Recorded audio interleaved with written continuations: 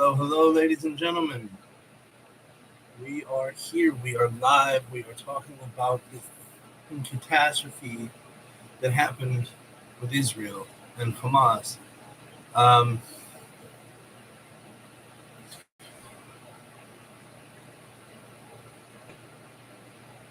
the problem with dealing with Hamas is that Gaza has to go, right? There's after about 100 years of war and brutality and terrorism, it is clear that they are an existential threat to Israel on all sides. So, reality is that Israel at some point is going to have to make a decision, uh, and a hard one at that. And what I mean by that is Israel negotiating with Hamas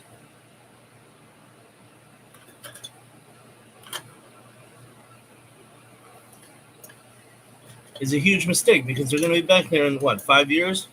About every 10 years, Hamas loads up and starts a fight. Um,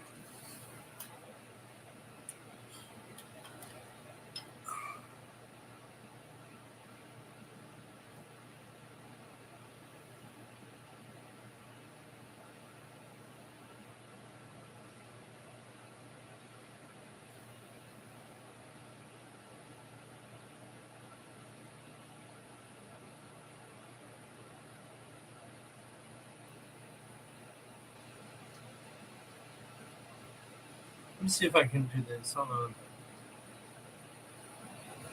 Let me see if I can do this. Hold on. Let me see if I can do this. Hold on. Let me see if I can do this. Hold on. Let me see if I can do this. Hold on. Let me see if I can do this. Hold on.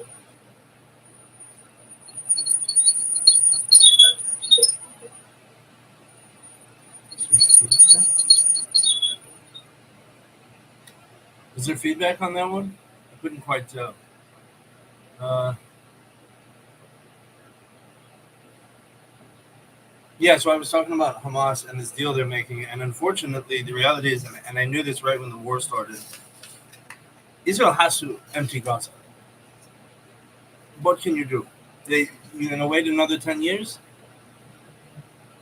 Move them to the West Bank, move them to the Sinai. See if no Arabs will take them because the Palestinians, the Jordanians let about 1 million of them in, about 1.2 million in back in the 70s, and they tried to overthrow the government and kill the king. The king of Saudi, the king of what was I going to say? The king of I'm sorry, y'all. The king of Saudi Arabia, the previous king, the father, he was the one that made the point that I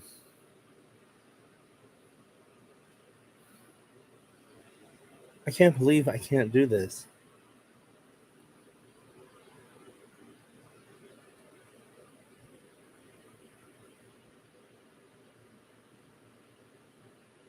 The gear is not connected.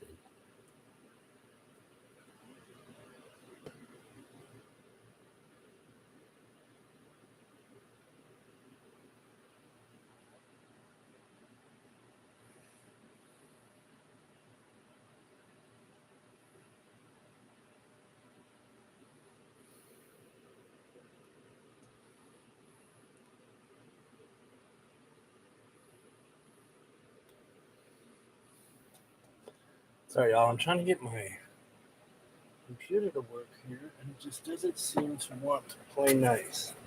So we're going to try something else. See if this works, y'all. So anyways, I think it's an absolute disaster what Israel has done.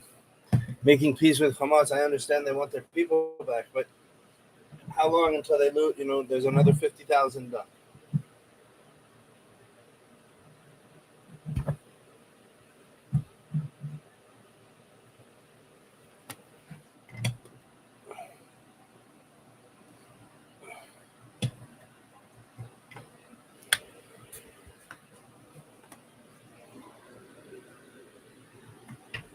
Somebody gave me a flower. It's very nice.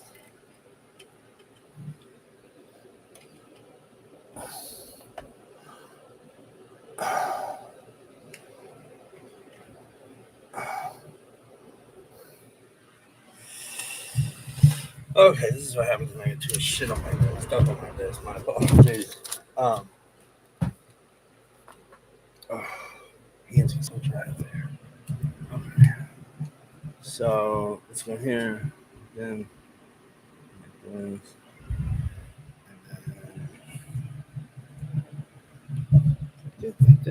then we're here, and then you guys can hear me. Hopefully, nobody can hear me. Nobody can see me. That's right. Yeah. So what I was talking about was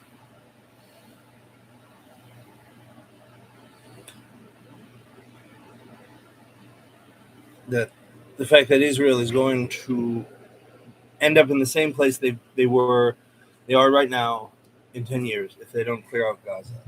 And I don't want to hear this shit about genocide or anything else. You want to see a real genocide? Go look at what's going on in Burma, where they're actively bombing civilian temples, all sorts of stuff. But temples, schools, and nobody cares. And the same goes for what goes on in Nigeria. Nobody cares because those guys are Christians, and they're slaughtering them over there. I mean, they're absolutely. That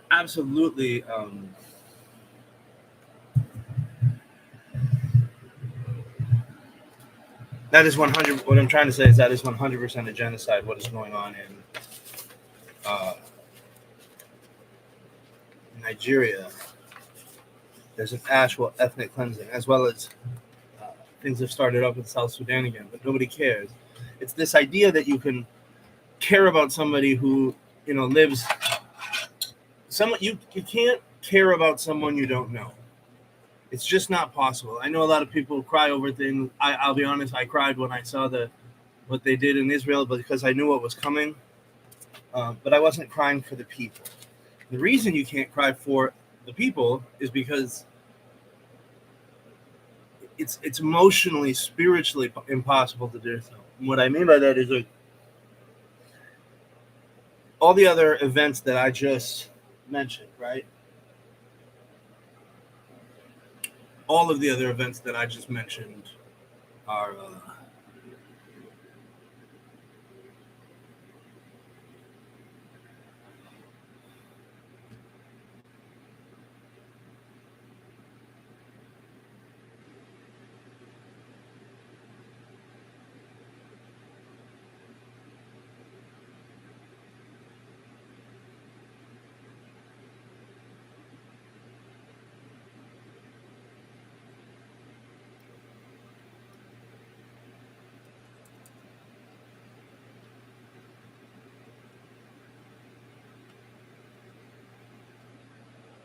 so it was like, oh, what's up, Persian version?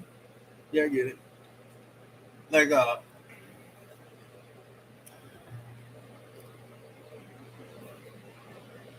it's a concept called Mohammedism in the Middle East. My dad was Iranian, and I asked him one day, uh,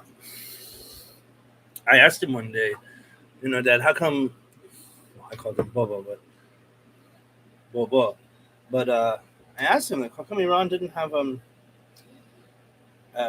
Arab Spring? He said, we did, and we got the mullahs. And what my dad was saying to me was that that I get zero.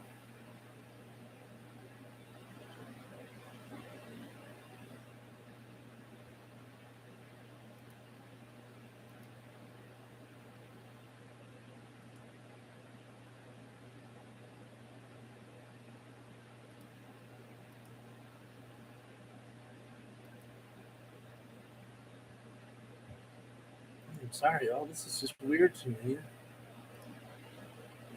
Okay, besides politics, somebody got me an awesome birthday present the other day, and it was this really nice Lego set.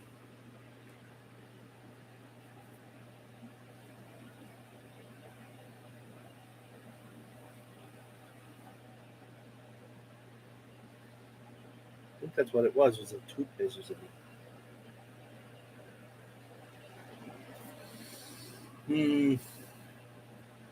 This hand would be Lego. So they got me this really expensive Lego set, but it's just not me. So um, I was gonna ask him like, do you mind if I kind of return this uh, and get a different one? And I just honestly, I just felt so bad because I know that this person, really worked on this. I don't know if anybody can hear me. This is a new microphone, so I'm trying to.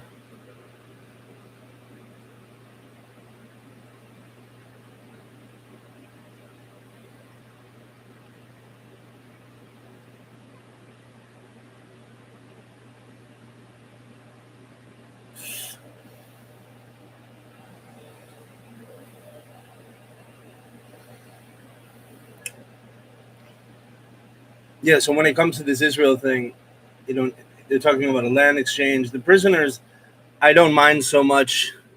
They're just going to get killed and captured again, unfortunately. But it's Mohammedism is the reason that you see like in the UK so many people being called Muhammad um, is because this worship, this Wahhabi worship of like this, what are they, Salafi? Yeah. Um,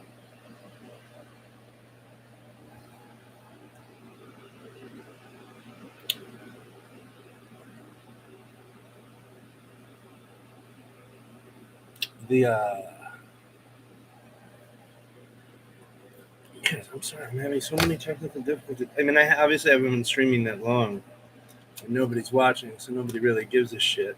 But I care.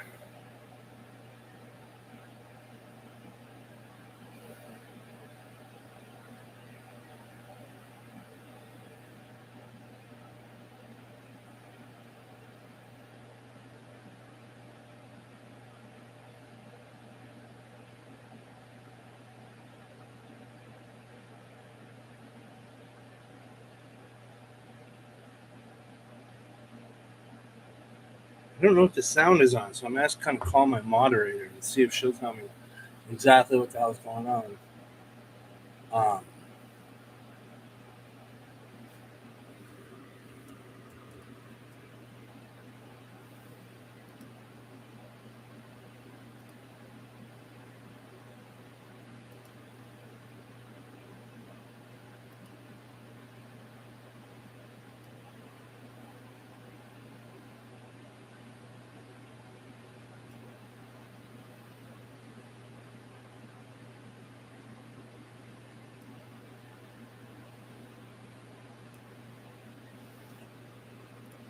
okay, so I mean, I don't. I get in a lot of trouble, especially with my Israeli friends. Like, well, we have to get our hostages back. We have to do X, Y, Z, and all of that is wonderful. But it's like you're gonna lose. You're gonna lose these people. You're gonna lose these people again. Uh, just factually, if Gaza is allowed to remain in Muslim Arab hands, um, the war will. It's just the same. It's the same thing. And you can remember when they went to. I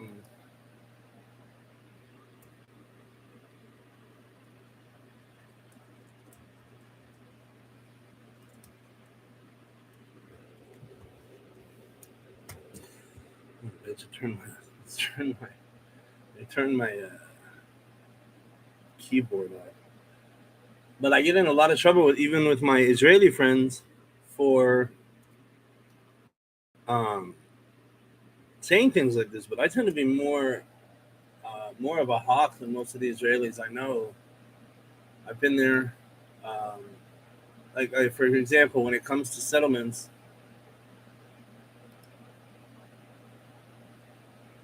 um,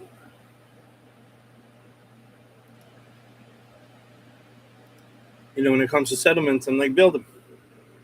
it doesn't matter because the Arabs want to go to war anyways. So really, what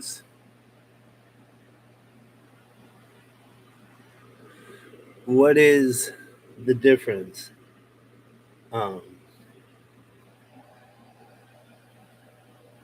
Like this idea that if we stop the settlements or we listen to the UN, that somehow people are going to come in and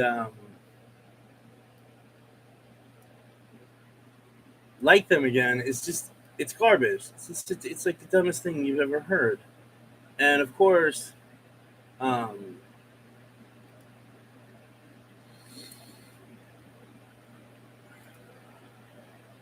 I mean, I can tell you this. I went to Columbia University. Um,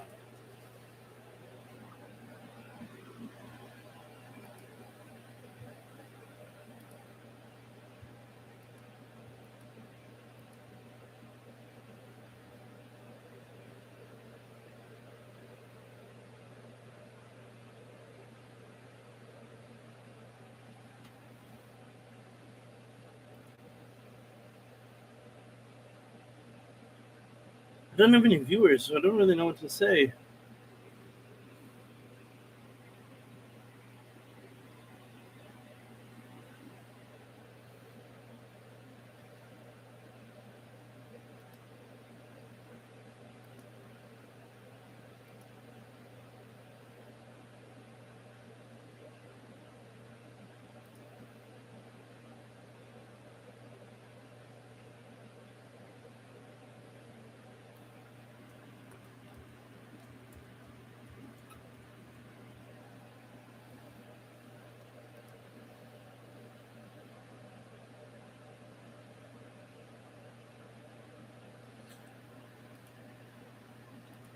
Building instructions is what they would call it.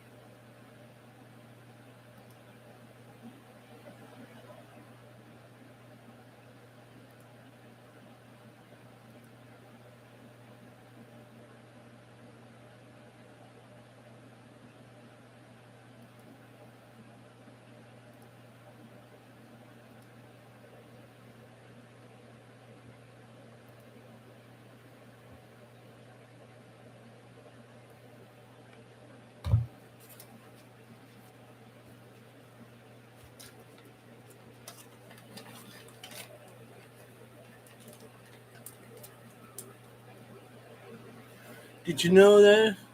Did you know? So there was like 3 or 4 different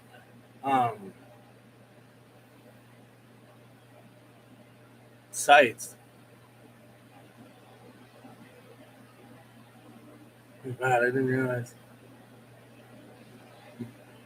My beard looks so choppy on video.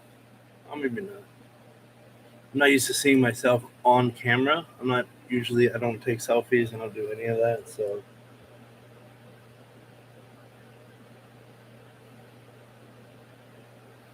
I need more viewers so I can stay like.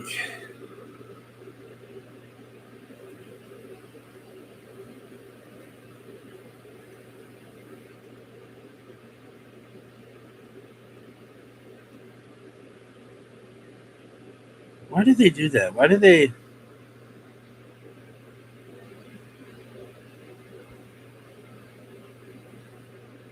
Oh, dude.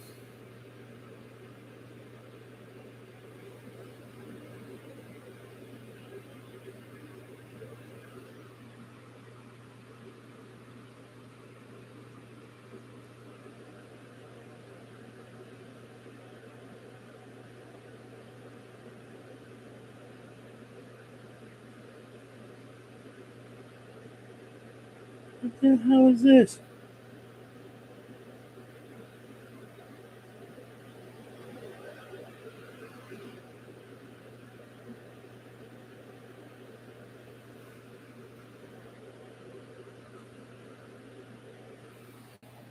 Yo, I am starting to feel like an old man because I don't know how to do these.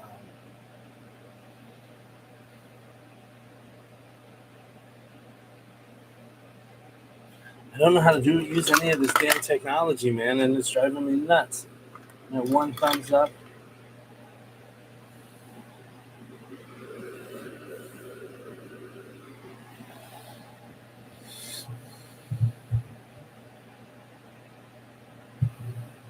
it definitely could have been worse. I mean, when you get there, the problem becomes.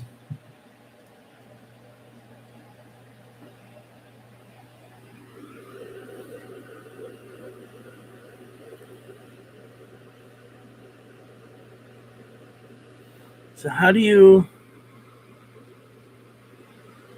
back on autofill? Apple Intelligence, Siri, Control Center, Camera, Apple Pencil.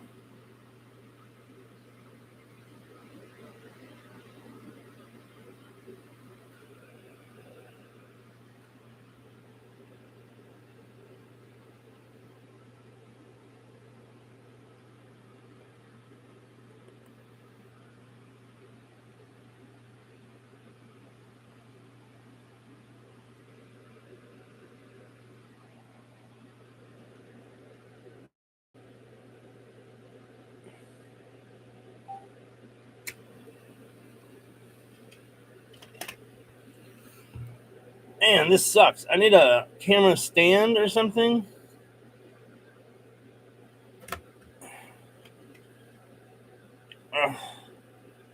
Fucking, you know, I know I'm losing viewers, but we got to do this. No, see, done son bitch. You son bitch. Now you just see my ugly Persian face. How was that? Was that better? How do we get the Apple Pencil going?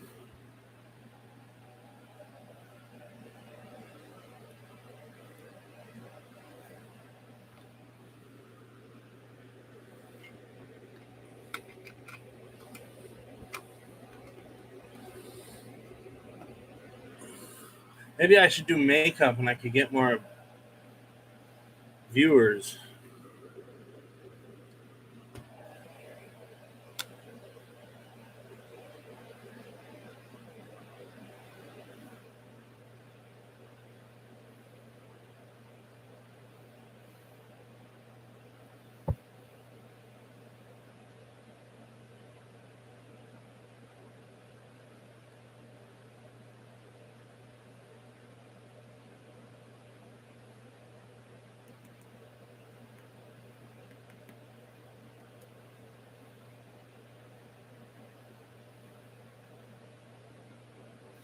Okay, y'all.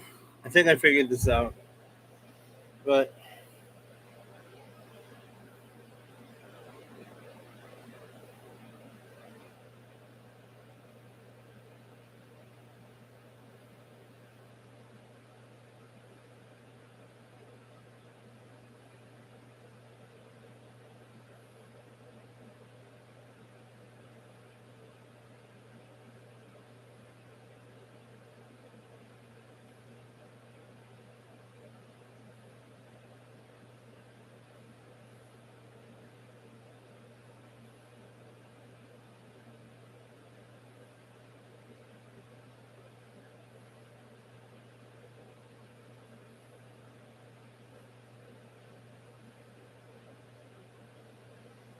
I don't know why this is so broken. Does anybody have any idea as to why you can't change the name of your, let's say, general about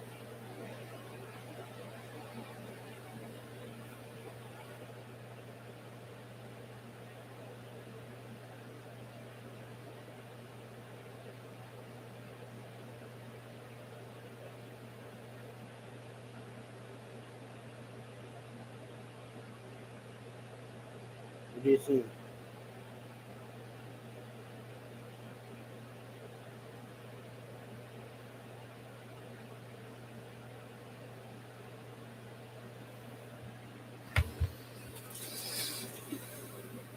I think that if Israel, so what I was saying was, I think that if Israel makes this deal with Hamas, it's pretty much going to be the same as it's always been. You can't get rid of Hamas. You have to get rid of those people. And this idea that they're starving now, like, look at all the photos of this. Why are the women so fat and these kids are so dirty? It's like, dude, I don't even know the kids aren't dirty anyways. But it's some kids screaming from the side of Gaza, screaming from somewhere. And he had like obviously he had a phone in his hand. He had brand new clothes on, and he was standing next to the Egyptian border, complaining that the Egyptians don't help us. The Egyptians don't help us. Like, okay, fine. Um, but the kid looked well fed. He looked. Uh, yeah, it's my Stanley. It's pretty cool.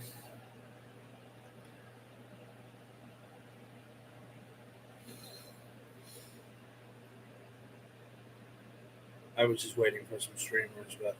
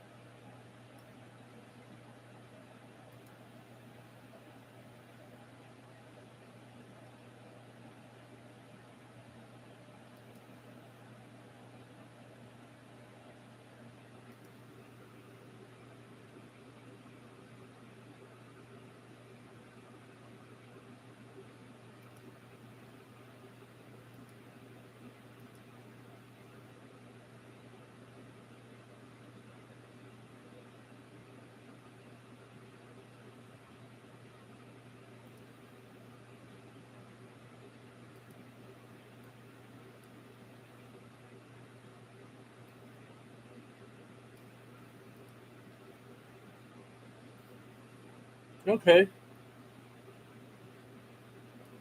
But like I said, how long is it going to take for Hamas to come back in and destroy everything? I mean, they're just going to build back up their forces. That's all they've ever really been interested in. Um,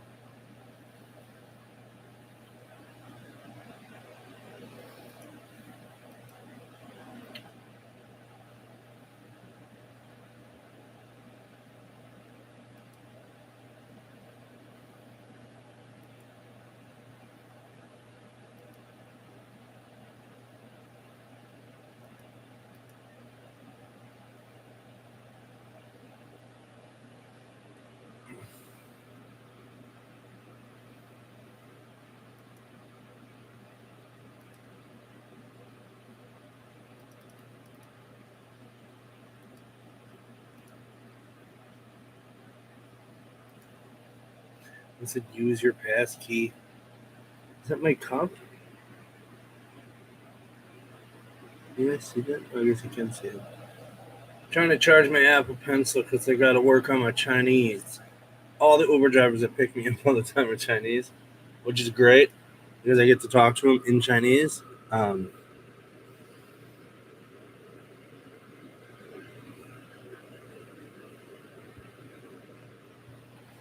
and they love it.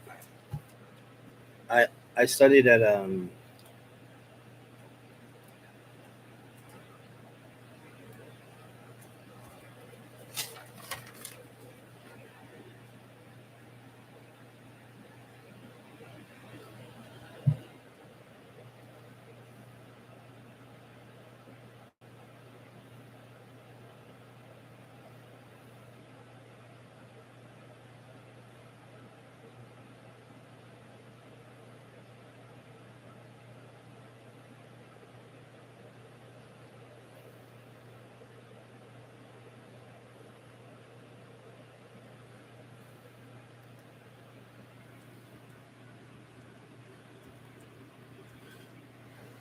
I mean I Does anybody want to hear what happened at the fucking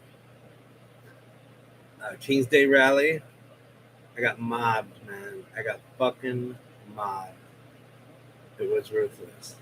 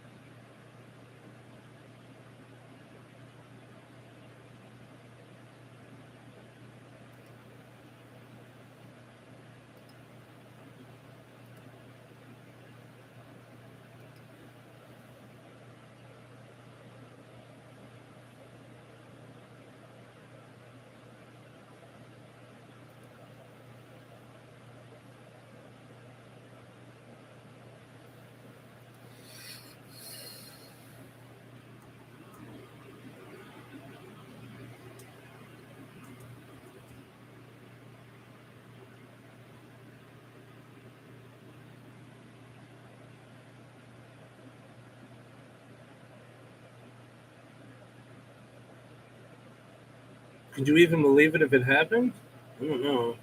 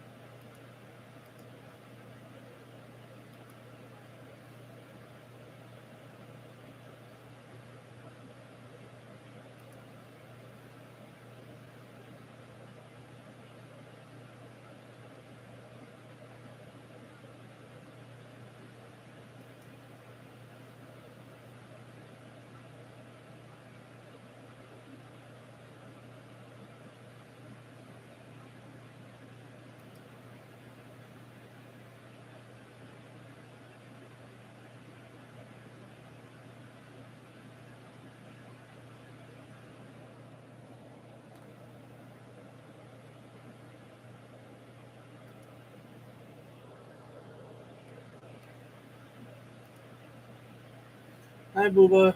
Hey, buddy. Hey, did my brothers? He did you come to say hi to Papa's?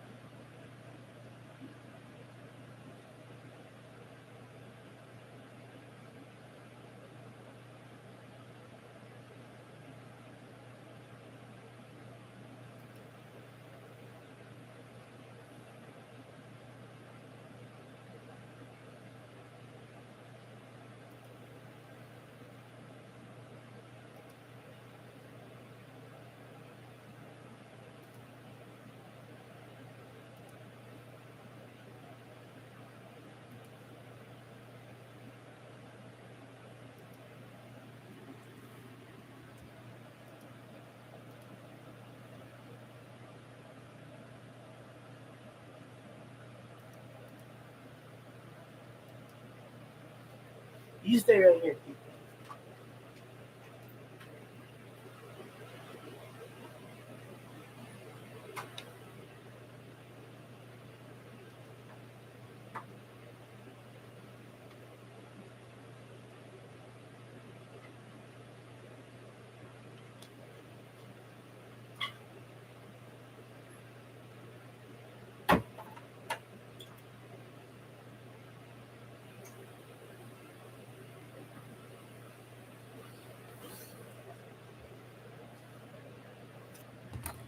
Sorry, y'all, I'm back. I was looking for a credit card.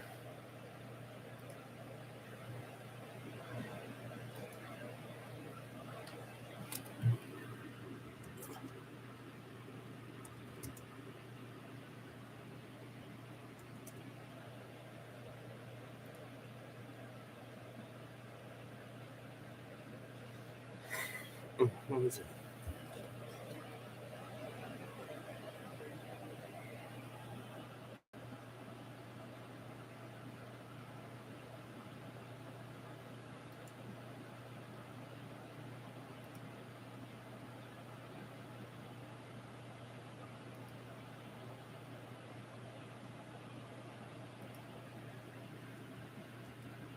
I put in the wrong one. We got scared for a second.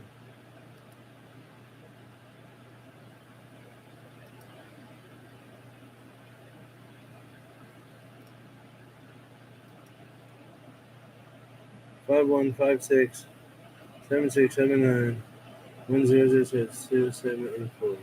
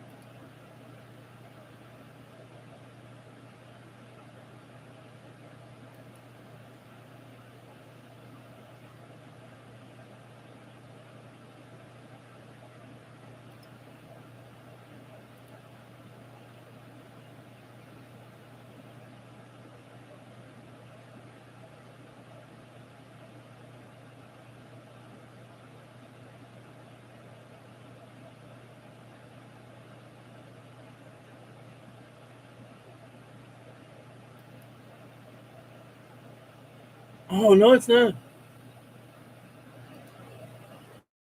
It's not the right one at all.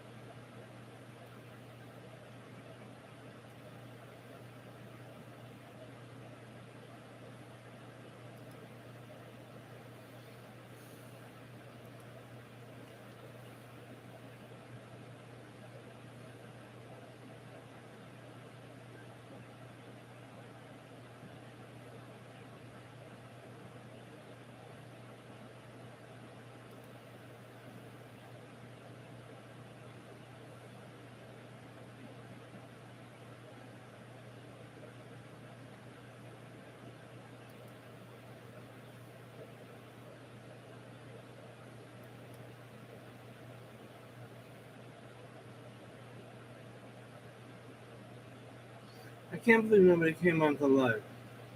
How do we?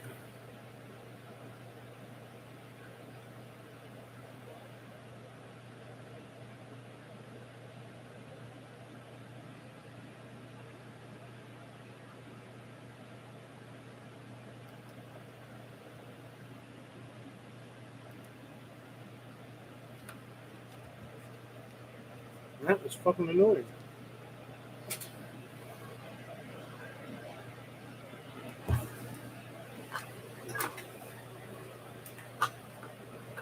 If you guys are wondering who I'm talking to, it is this thing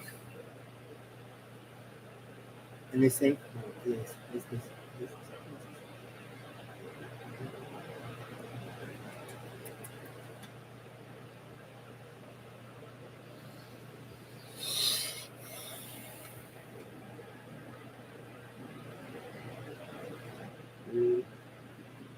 Three,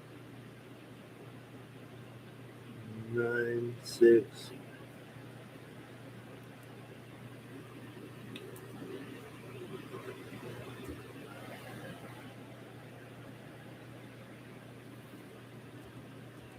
And then once you get here, what do you want? Man, you are a pain in my ass. I love you. But there's my other thing.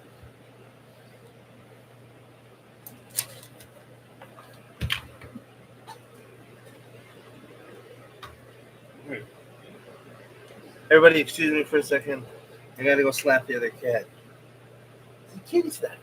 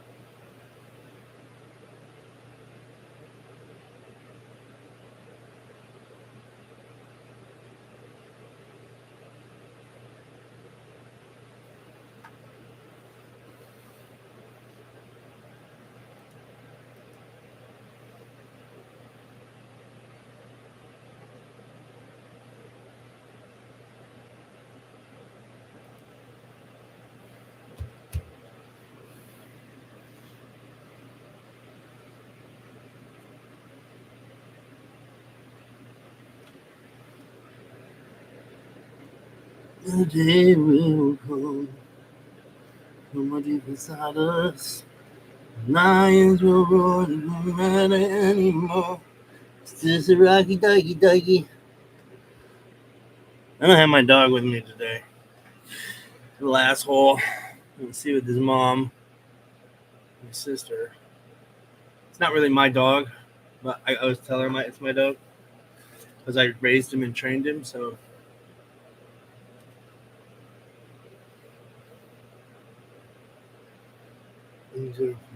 105.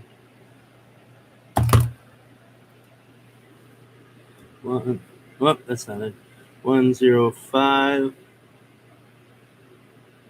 207.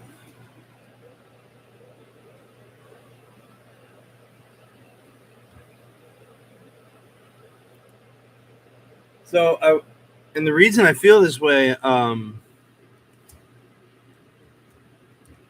how do I say this? The reason I feel this way about Israel is because I just know the war is going to restart. Islam is not a religion. And I'm saying this as someone who grew up Muslim. You know, my dad was Muslim.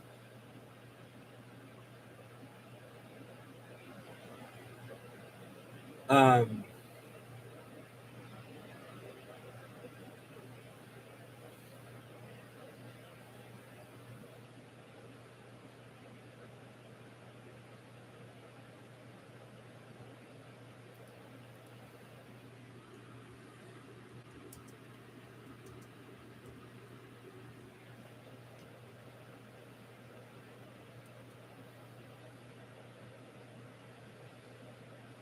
and you can't really get anybody to go along with you because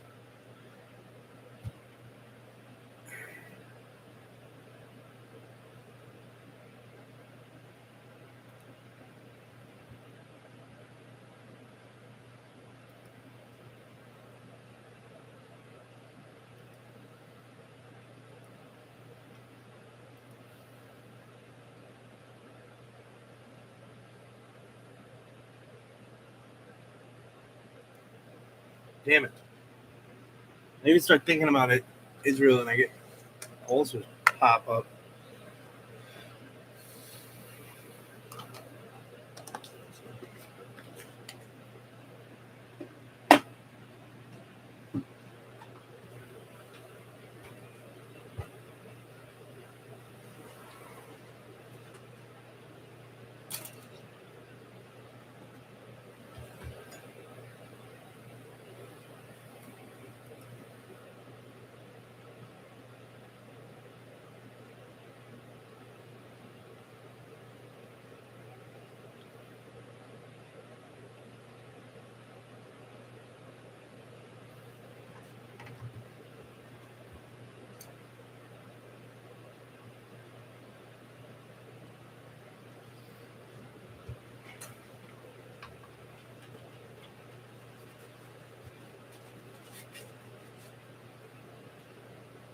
Like growing up, so my dad was rather urbane.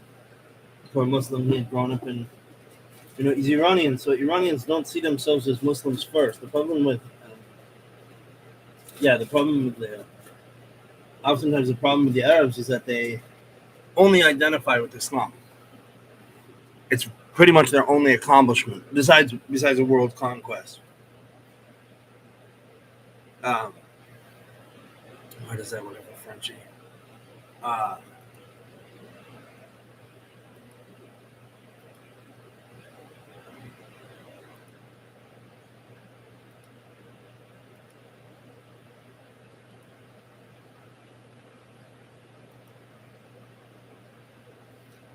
is this too much shit?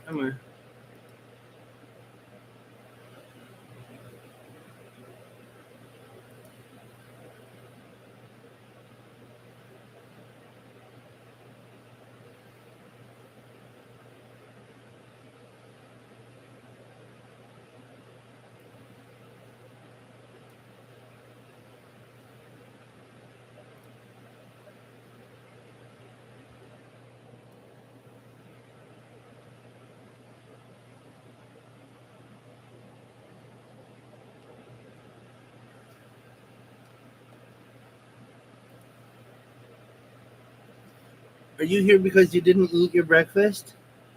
Is that why you're here bugging Popeyes? You're not bugging me, buddy. You're never bugging me.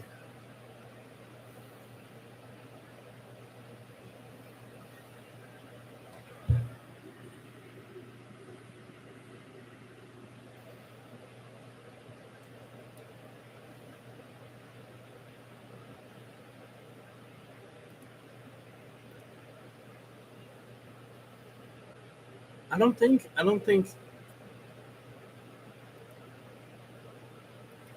No, I think that Hamas is making a huge mistake. Why can't I get into my email? I'm not a big fan of my alma mater.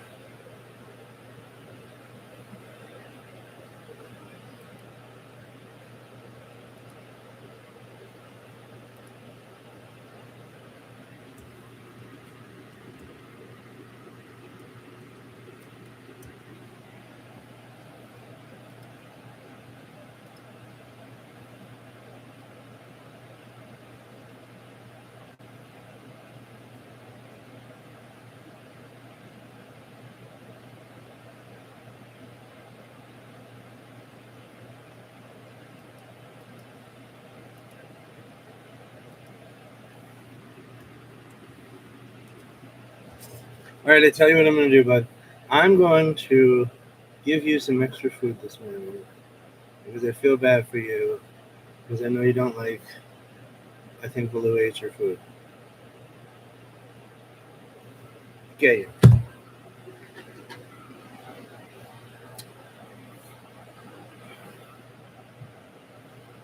It's my co-captain. It's my co-captain. Yeah, boy.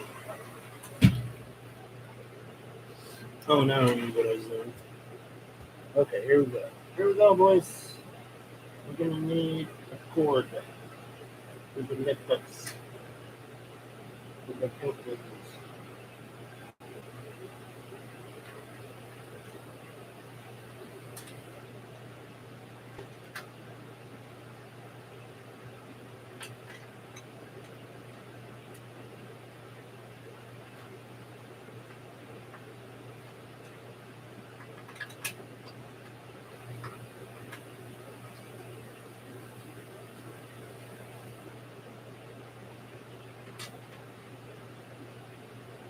You think we can do this? Where's the other one?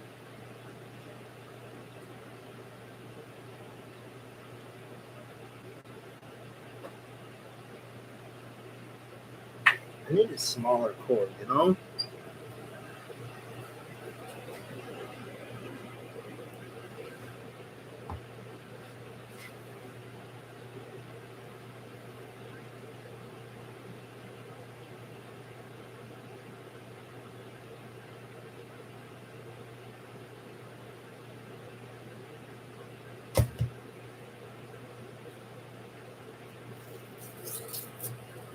Do you not hear the food with your, or are you just here to cuddle Papa's? You didn't need them cuddles when you want to jump on Papa's shoulders. You can do that. Go ahead, give yourself a nice pet.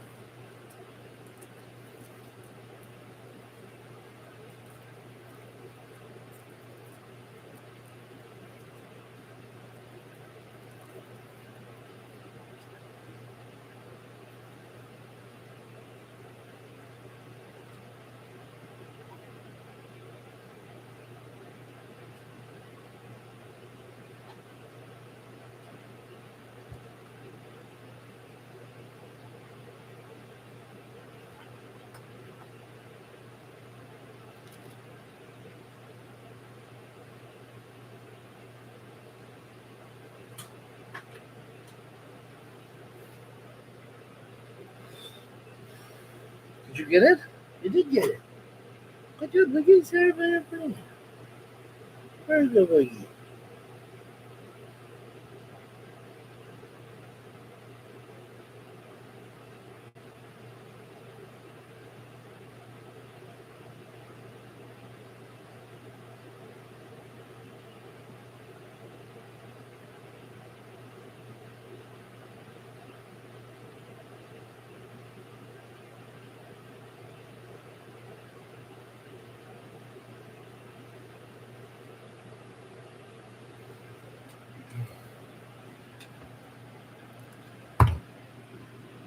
200.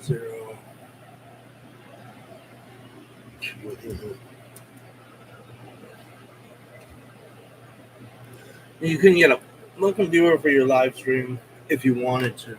And I put up this Israeli post. Really wanted some help on just what it is that we're going to present today, because I haven't quite. I don't care.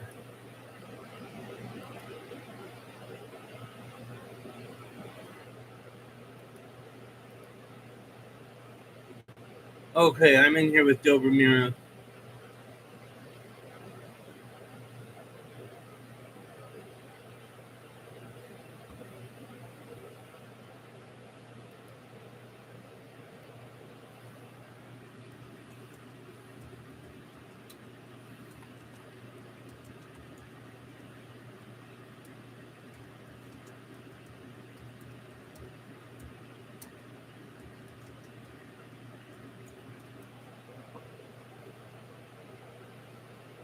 How do we get more subscribers? How do we get more people in here? Kind of. Did I do it at the wrong time? Everybody's late. Is that what it is?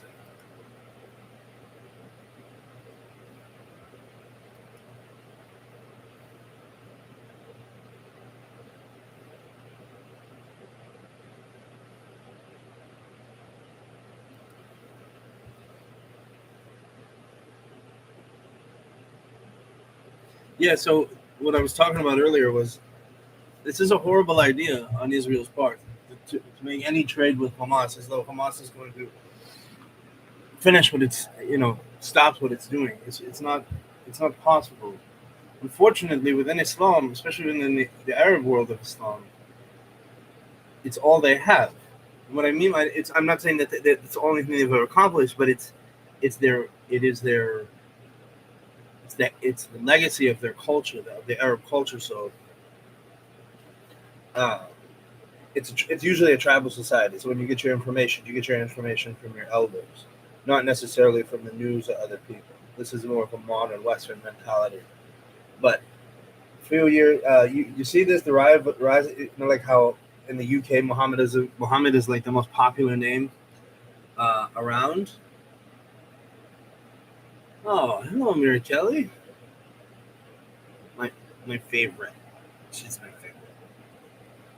She's gorgeous. She's not here. She is. Where are you now? You're in Chicago.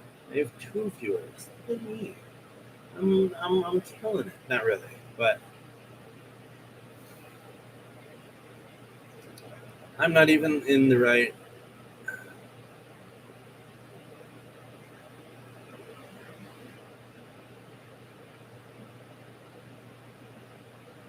I can't find that soap. Since it's just us here, will you find me the last soap you got me? The Castile soap. The bars died so quickly, like they would just disappear in like 4 showers. So I'm looking for something else that is a little bit more lasts a little bit longer. Does that make sense? Do you see what I did? This thing?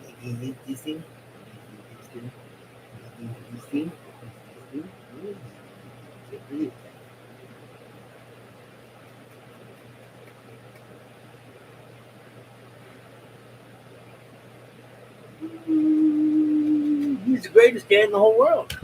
So, like I said, if Israel makes this deal with Hamas, we're going to see a war in 10 years. It's just what it is. And this, what I'm talking about, Mohammedanism, is, when you hear that Muhammad is the most popular name of newborn children, has the most newborn children named Muhammad. How do I say this? Of all, Muhammad is the most popular name in England, and Islam has always been like that. Especially if you look back to different dynasties, this worship of Muhammad is relatively new. I mean, one of the one of the tenets of Islam is that you don't show Muhammad's face, but treating him like a prophet in the way that they do makes somewhat turns him into an idol. And when you have this idol, then you have something to rally around. So they call all their kids Muhammad. This is why if you tell anybody that Muhammad married a 6-year-old and then consummated that marriage with Fatima at 9, they lose it. In Afghanistan, the men, this thing of Bachi boys, like, oh, what do they call them?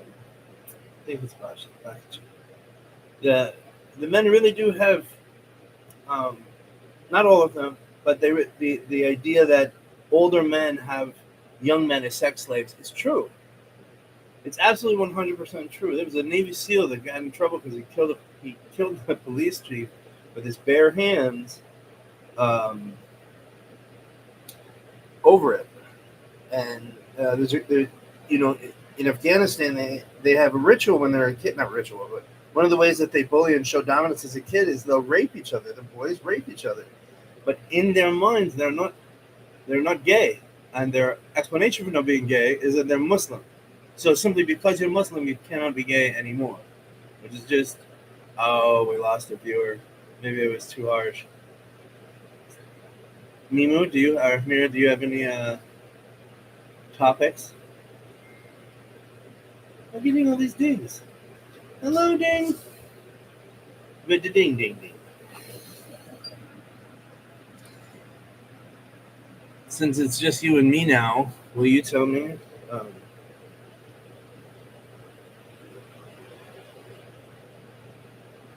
I had a viewer and then I lost him. It was too harsh, man. So what you have is, like I said, Wahhabism, its rise of radical Islam, of terrorism. When you hear about these urbane Muslims like Salahuddin or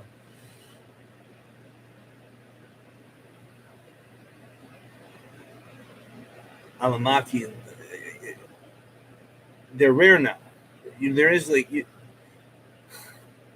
Salafis want to kill all non-believers. The Sufis don't want to kill anybody. You cannot have moderation in Islam.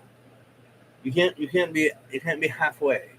What I mean by that is, like, we have to deal with these Salafis one way or the other. They're taking over the UK. In Islam, in the Quran, it talks about domination by immigration. They simply just overwhelm you. They simply move in, and because they're Muslim, everything is theirs. That's why they're so quick to ask for halal meals. That's why they're so quick to, within Christianity, there's the concept of give Caesar what's his. This doesn't exist in Islam. Islam, Sharia, is absolutely incompatible with the modern nation state. Just the way it's set up. The way that communal beatings, things like this. Like, to me, Islam is a disease. It always has been that way. I mean, Islam has always been a disease. It is an ideology of. Let's get the lights up. It's been a. What was I going to say? It's been an ideology of domination and conquest. I mean, I don't know if anybody's ever heard of the concept of dhimmitud. Dhimmitud is a concept in Islam that non-believers should be. Oh, look at that kitty cat toy. Oh, let go. This is mirrors. These are pretty. Bulgarian flag. It was the Castile soap, but it went bad so fast. Potting mix seems good. Chicory root we have.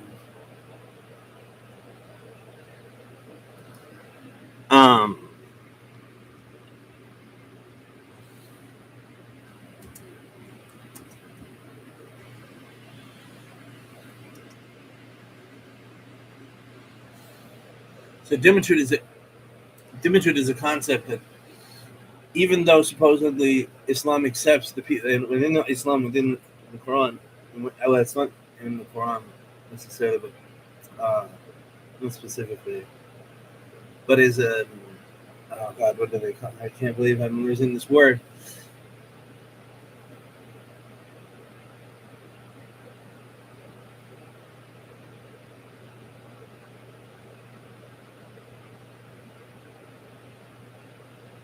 I have to start doing. I have to start doing clips, like actual video clips, uh, not just action footage from outside. But I do not know how to edit it. So I'm starting to think that maybe.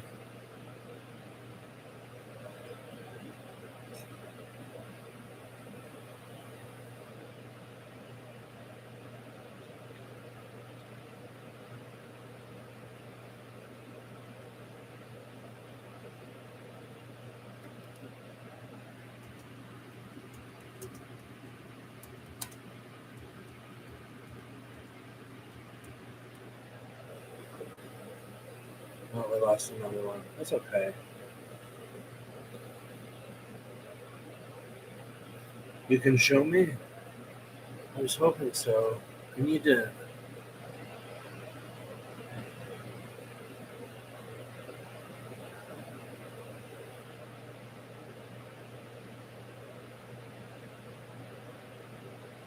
Which one is the best, Baba? I think it's this one.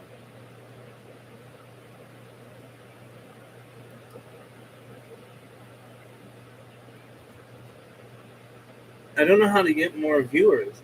I really.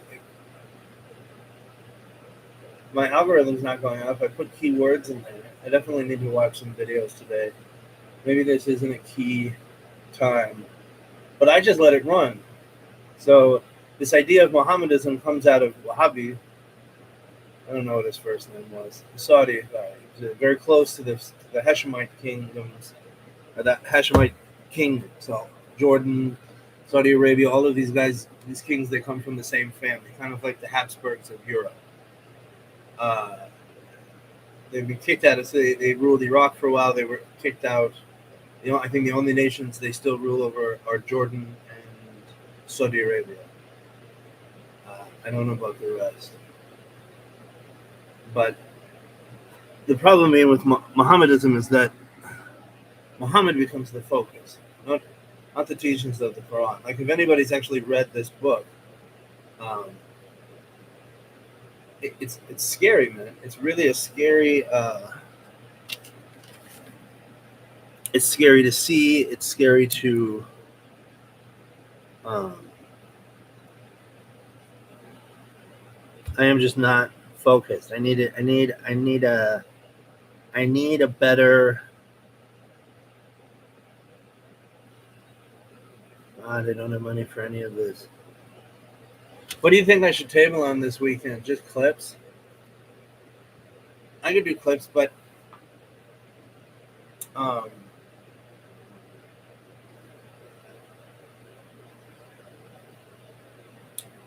I don't know. I just feel that. Well, I'm just talking to Mira, but I once you start stepping beyond the Quran, and I was talking about the Hadith. So this Mohammedism, this calling all your kids Muhammad, and this belief that in the Christian world they have an idea, in the Christian mentality, Christian ideology, they have this concept that says, um, "Give unto Caesar what's his." Islam doesn't have this. It's incompatible with the modern nation state. Sharia itself is incompatible with the modern nation state. If you look at the structure of how Sharia, I can't really do it because maybe I could draw it. I could do like a short on it or something. But there's a reason that Arabs are not indigenous to Morocco. It's probably the greatest conquest next to the Mongols and the English that anybody's ever seen. I mean, look at they're creating a genocide and causing a genocide in Nigeria. And Muslims are killing the Christians. Like, how do you think Muslims got that far? Why are there hostile Muslims in the southern Philippines? In one nation in the world where Muslims live in peace with their neighbors within their own borders as well. Nowhere. Maybe Jordan, but like Jordan has its problems too because I don't know if you know this, but Jordan allowed about 3,000 people into. Uh, Should I be looking at the camera the whole time?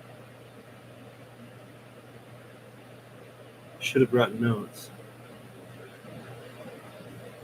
Is there any topic that somebody's interested in.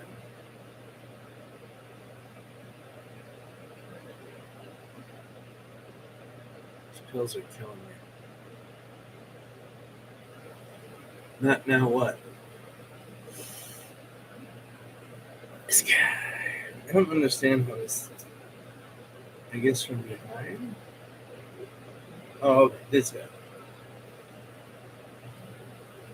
What is current today? Oh, I can tell you that the Kings rally was one of the most pathetic things I've ever seen in my life. At one point, I table there every weekend. I missed last Sunday. I took a day off, but I table there every weekend, and it's been a little despondent because I haven't had all the equipment and the right banners. So we were looking for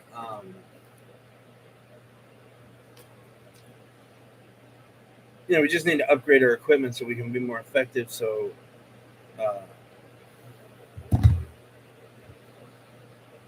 we can garner more attention. I wanted to have separate types of tablings, like one specifically on Israel, because I don't need the Trump stuff there with the Israeli stuff.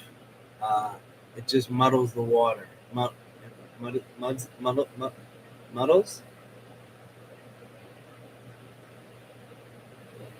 I don't know.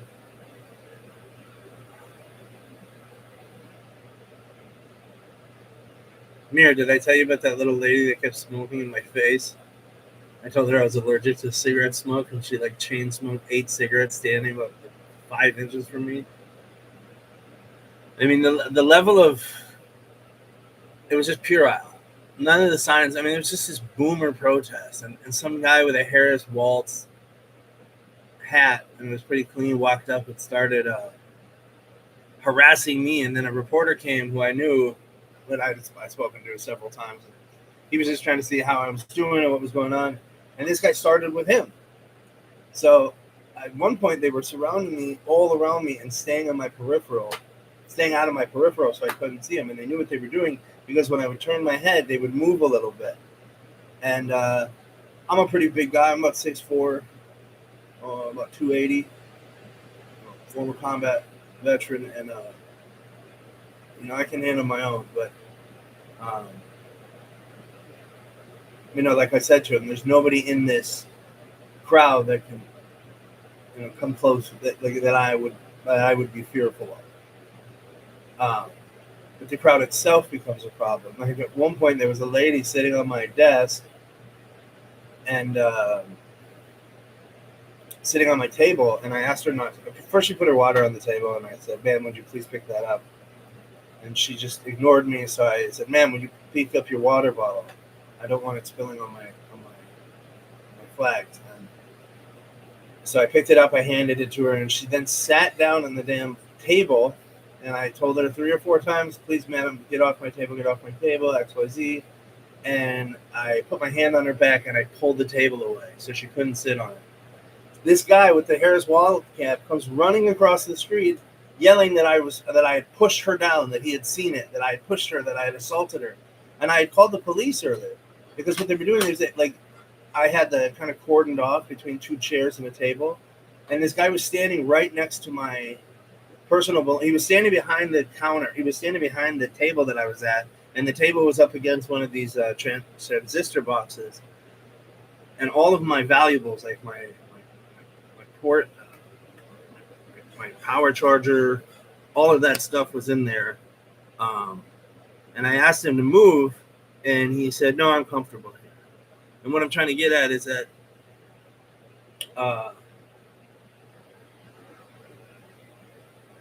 they're like 5-year-olds. They just it's very akin to the concept of like I'm not touching you. I'm not touching you. I'm not touching you. I'm not touching you. It's like, dude, we all know. And then they laugh. Like the cops get there and they're complaining and they're saying I pushed this woman and that I assaulted her and it was unprovoked. And I went and I spoke to the officer, and then I got the reporter to go speak to the officer and a couple other people that were saying, yeah, these people are being very aggressive. I mean, they were trying to get me into a fight. And, the guy with the Harris Waltz got about an inch from my face. Like, I could feel his breath. on my face, and I wasn't looking at him because I was talking to someone else, and I just had to take a deep breath and walk away. And a good friend of mine who was on the phone at the time, she was recording everything, uh, said that she could hear the anger in my breath. Like I unfortunately have a very bad temper, and I'm very, very keen to react to people. And there, I just knew that uh, I wasn't so worried about the crowd turning on me in some way. I was more worried about getting mobbed on, And I have pepper spray, but that only goes so far. When it comes to a mob, you don't want to get beat. You don't want to be close when you use pepper spray, because you get yourself. Um, Eventually, like, the cops heard me out. They talked to this, and they have those like safety ambassadors, and they just stood there and did nothing. They didn't help me at all, and I kept turning to them like, "Dude, why is this guy standing 6 inches from me?" That's what they kept doing. They kept getting closer and closer until I was basically cornered, and like actually cornered. And this is a problem for me because it triggered my PTSD. So when the police showed up, I said, blah blah blah, and then what was funny is let me back up. When the guy came and he started yelling at the police, not yelling at the police officer, but he started yelling at the, when the guy came back and he started yelling at the, this asshole started yelling at the reporter, and I told this guy, like,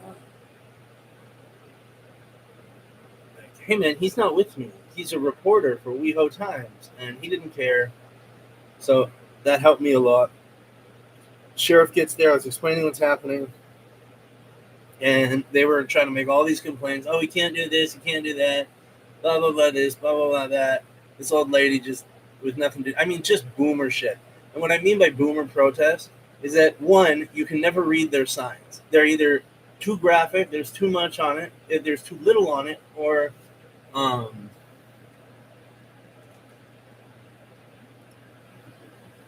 and you just can't read it. And most of those people didn't, like. I have a Gadsden flag and an American flag out. What is more anti-king than that? What the hell are you talking about? It's like the people that walk by me and say Epstein files. One, Biden had that for 4 years and nobody said a word. And as if I don't agree with that. I actually don't really give a shit about the Epstein files. I don't think it's going to change anything. I think these people getting in trouble, pedophiles are going to be pedophiles. The whole thing was boomers. The whole thing were boomers. There was very few young people there, and they took up they had all four corners, and I had been there since 6 a.m. because previously they were taking my spot to screw with me. They had like the AIDS walk, and they were there, and it was the same group, and they have these little stupid signs like "No Kings." They think they're so. Like, you think you did something there, don't you? Another thing about, like, the night that I met these people, that I found that it was like the preemptive No Kings rally the night before. And I was talking to quite a few of them because I came over to my table and I had this Trump sign and There Is No Palestine sign and other things like this.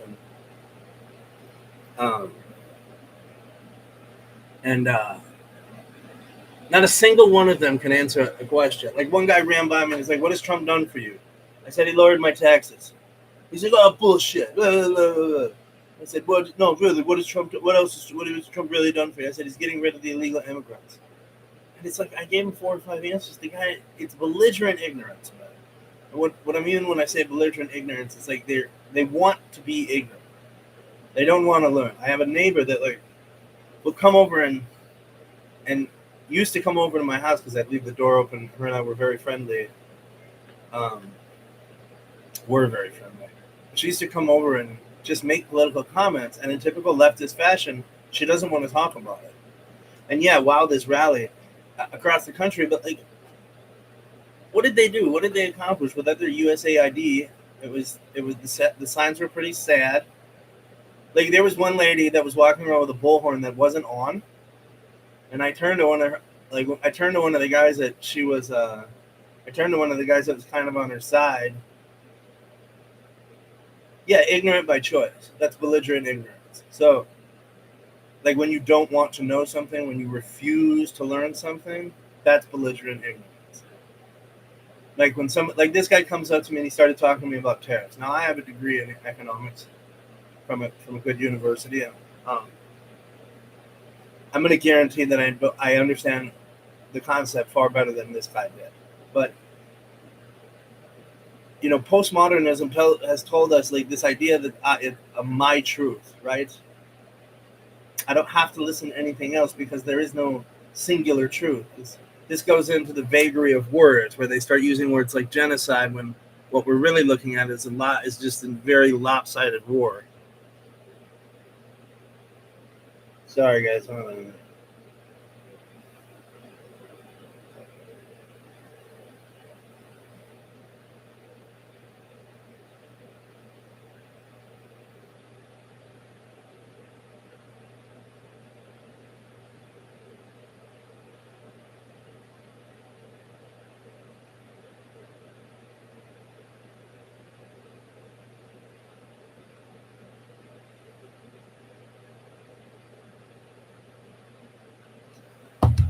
I have no idea who that is, but you can just leave it.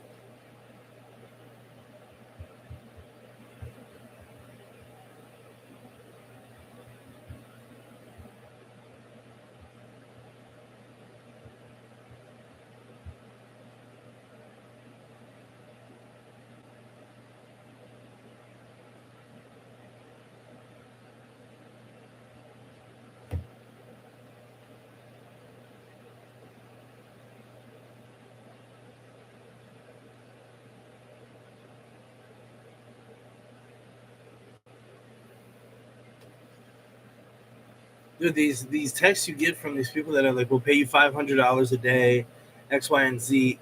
They want you to buy their crypto in order to use their program, which just boggles my mind.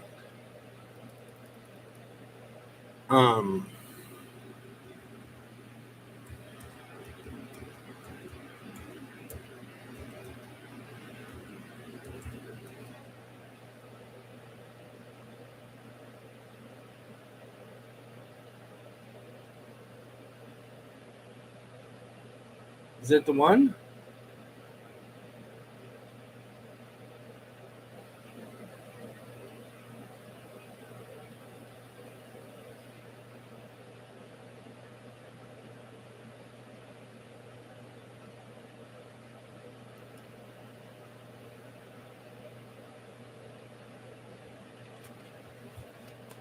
Can't seem to get the sticker to stick.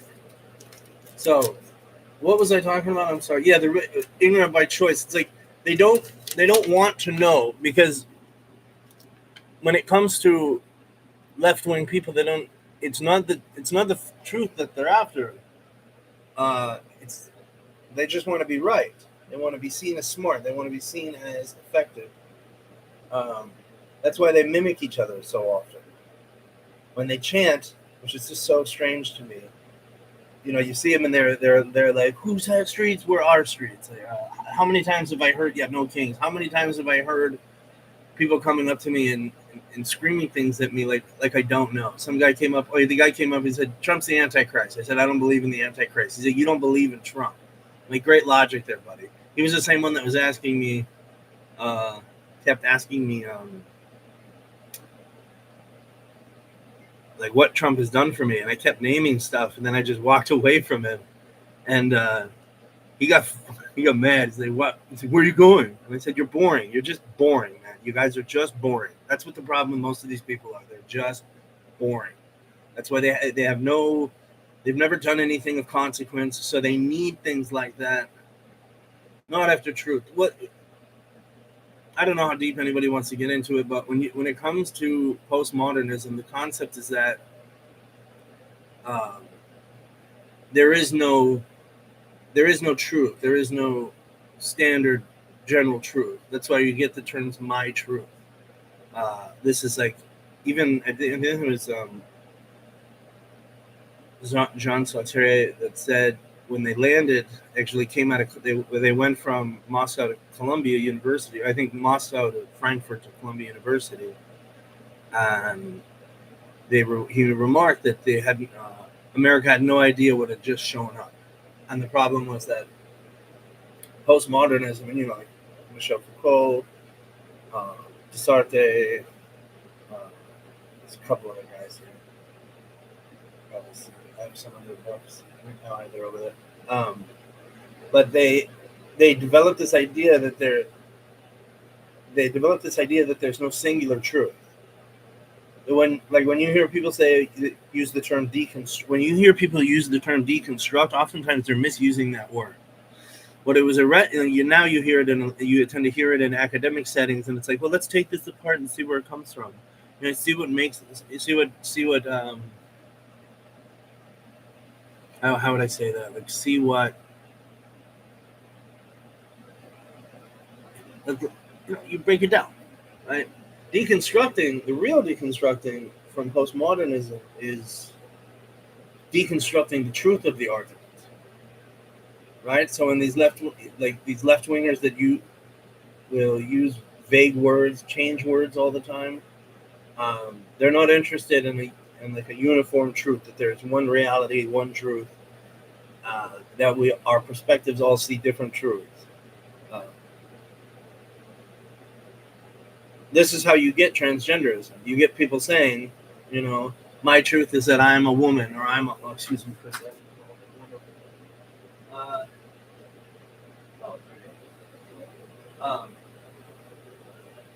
Postmodernism is this idea of when you hear people say my truth, or you get these.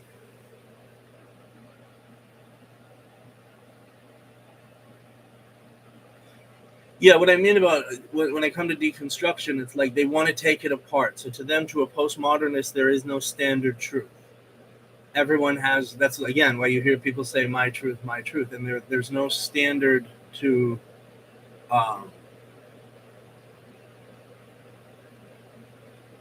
this is why they don't answer. They'll say things, but they don't answer questions. You see what I'm saying? So at the King's rally, most of these people didn't know what the hell they were talking about. They couldn't answer you as to why they were there or what this was all about.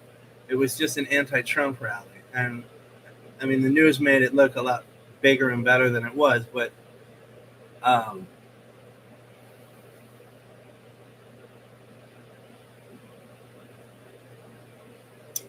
certainly don't think it accomplished anything. I think it's just another failed attempt at these protests. It looked like George Soros was behind it once again, because he's now trying to bring in the anti-Palestine people into this No Kings rally. And I asked the guy, who, definitely anti-Trump rally. But this is where it comes in, where you don't have to know things. So if you go back to Confucius, Aristotle, Marcus Aurelius, they all talk about the necessity of maintaining the integrity of language. When it comes to the left and the belief that they have their own truth, the problem then becomes, well, I don't have to listen to you. I don't have to look things up. I don't have to, what would you call it? How many times have I heard when I'm tabling, just Google it, just Google it. It's like, so how do you don't know what you're talking about? You want me to go Google it? That just shows you don't know what you're talking about. You never looked into it. I mean, I've made comments to people, and it's clear that they're not very well educated while deeming me the moron. I mean, how many insults? How many threats did I get? How many people have walked up to me and told me that they're so glad Charlie Kirk's dead? It's insane, But one funny thing is that I'm nearsighted, and a lot of people honk, and I can't tell if they're giving me the finger or waving, so I just always wave back, try and stay as friendly as possible. I want to engage with people. I'm more than willing to have, I bring extra water, I bring snacks, I have table chairs to sit on. Yeah, this Google, I swear to God, the internet made people stupider. Just as AI is going to make people stupid because people are not. It's like getting the answers out of the back of the book. Yeah, you get your homework done, but you didn't go through the process of learning the actual. You didn't go through the process of actually learning um, anything valuable. So a lot of it is, and of course, Democrats, it's run on emotions. But these people are not liberals, and it's very important to stop calling them liberals because there's nothing liberal about what they believe in. Look at the hypocrisy of talking about freedom of speech from people that that actively talk about restricting speech. Like they don't. I grew up in West Hollywood. I was born in uh, Cedar Sinai. I've grown up in this neighborhood for most of my life. And the question I get most often when I'm out there is, like, who are you? Why are you here? And it's like you're just you want attention. It's like, man, I'm standing outside in a MAGA hat and a MAGA shirt with a MAGA table in the middle of West Hollywood, the middle of Boys Town. And obviously, I'm looking for attention, you moron. And and then I say I'm giving it to you. And I would say, the crazy thing is, and not at the King's protest. The King's protest, it got ugly for a second. Like again, like I had to call the sheriff's department. Um, and this was after several attempts to try and make peace, and even other people were telling them to calm down. But um, on normal days, like this Saturday when I get there, I expect most of it to be positive. And people always ask, like, why are you out here? You're trying to upset people. It's like, I think the fact that you're upset is a you problem, not a me problem. Because you need to know that we live here too. This idea that it's their city. How is the volume? Is the volume anything? I don't know if anybody's still there. I can't tell because I keep stepping away from the microphone. My apologies, guys. I'm pretty new at this. We're trying to get, you know what it is, and honestly, like everybody else, a lot of other people, I was one of the, well, I was the founding member of TPUSA in Pasadena City College, and we ran as president for 3 years. I knew Charlie Kirk personally. We weren't friends. We had very short conversations from time to time. We had met about 9 or 10 times, but never like sat down and hung out. So certainly not friends. But even before that, I was saying to myself, why am I not doing anything? I have a wealth of knowledge. I'm not afraid to speak in public, and I'm not afraid of these people. And then it's another thing that I've been trying to. Can someone press the like button? I just want to like button. Just because.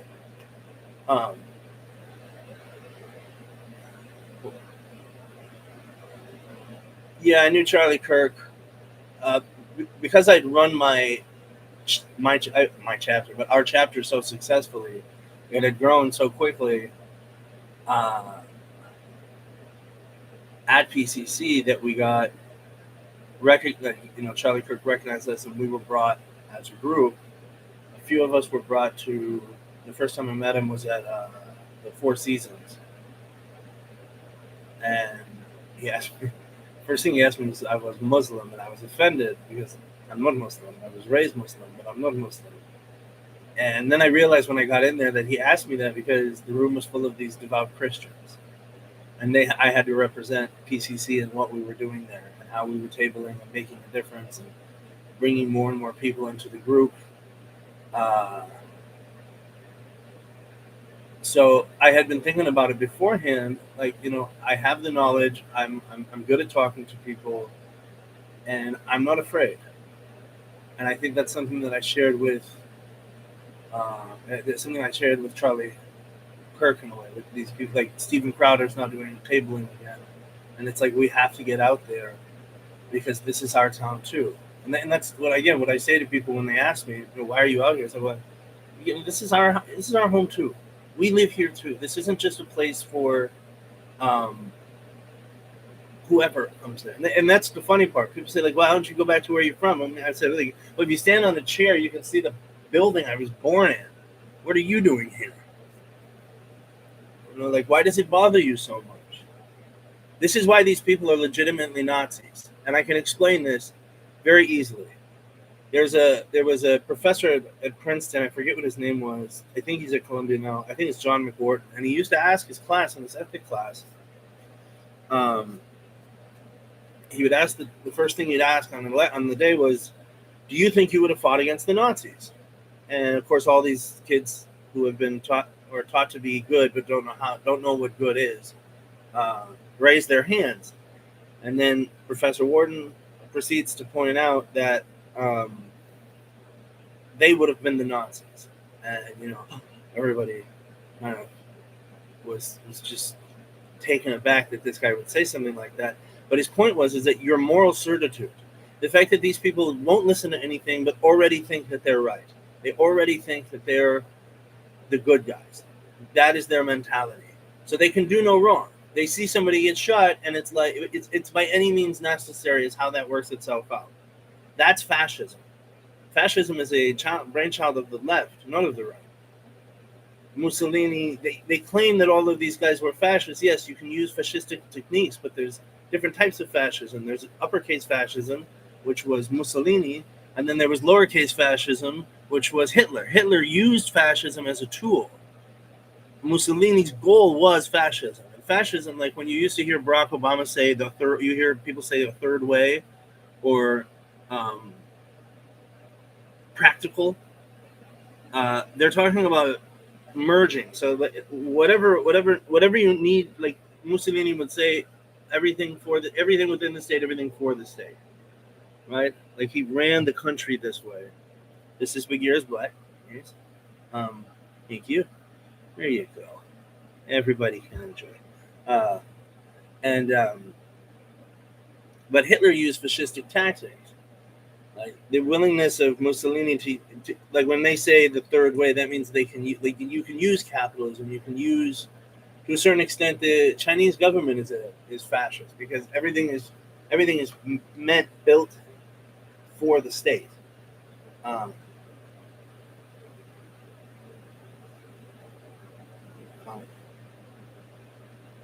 the idea of fighting against the Nazis is when you have moral certitude, when you don't, Dr. Jordan Peterson talks about this a lot. You have to know your own dragons. And a lot of these people, they're just boring, empty people. So what happens is that they have to find a way to build their own character. I'm sure they feel what would be the word for it? There's like this need to be important or to be good. How many people in your life do you know that are good?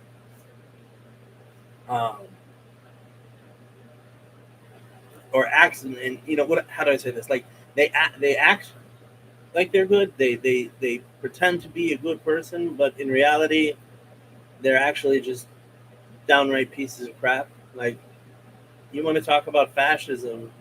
I'm literally standing at a table on a corner, and people are like telling me to leave because they don't like what I'm saying. I had a class one time, and this girl came up to me afterwards, and she said, I was so shocked by what you just said.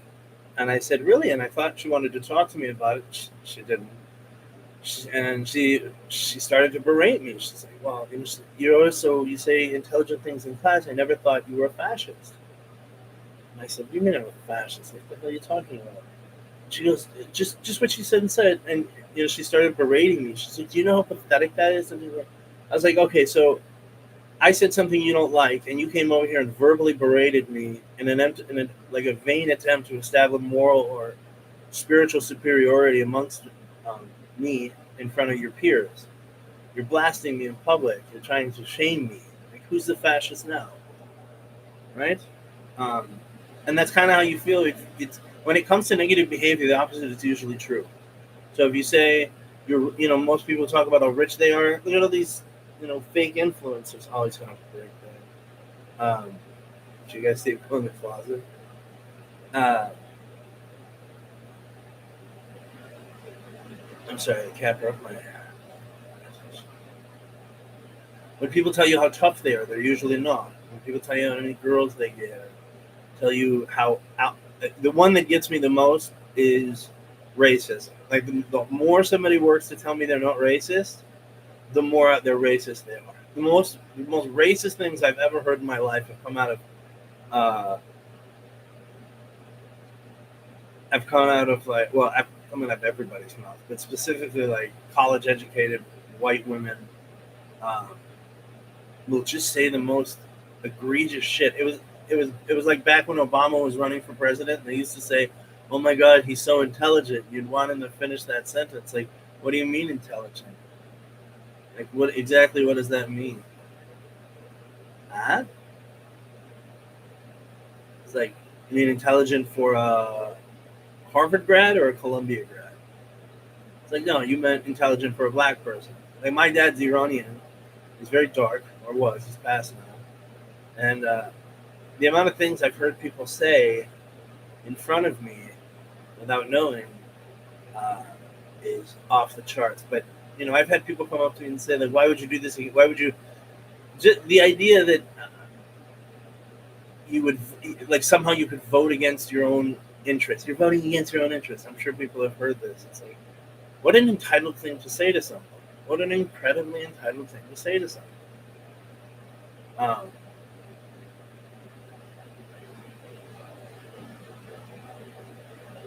I completely lost my train of thought.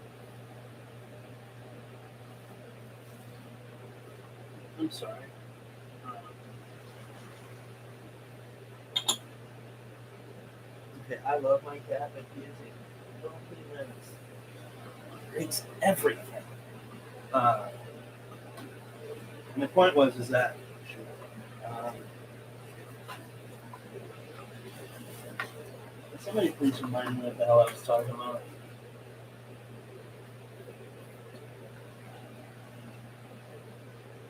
If there is no singular truth, then you don't really have to worry about being wrong or looking into things. You can just believe whatever it is that you want to believe. This is how you, like I said, this is how you get transgender. It's like, well, since there is no real truth and truth is subjective, truth is submissive to power actually. So, um, these like I said, these people don't really know. They don't understand this. It's like when you get to college, and a lot of this is like, middle-aged, college-educated white women are the scourge of the earth. And lose all my viewers for that, but they are. That's because they lack accountability for life. This is the feminism is a postmodern mentality. Now men can be women and women can be men. Like only somebody with postmodernist mentality, which is rife in the schools. Uh, in fact, I once had somebody say to me that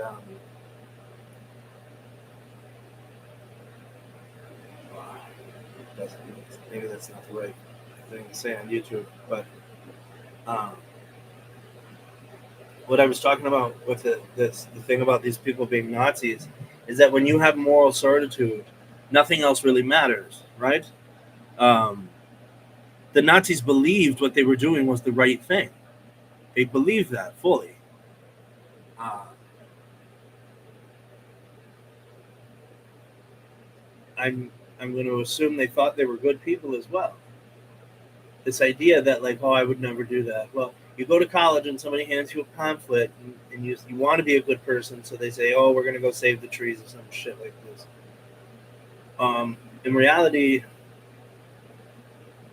so they get their flyer and they're like, now they're an activist. So now they can claim some type of virtue, some type of virtue. This is why they virtue signal all the time. These are people of non-consequence. What I mean by non-consequence is that they haven't really done anything in their lives that is effective. So they have this hole, right? Like you see people that are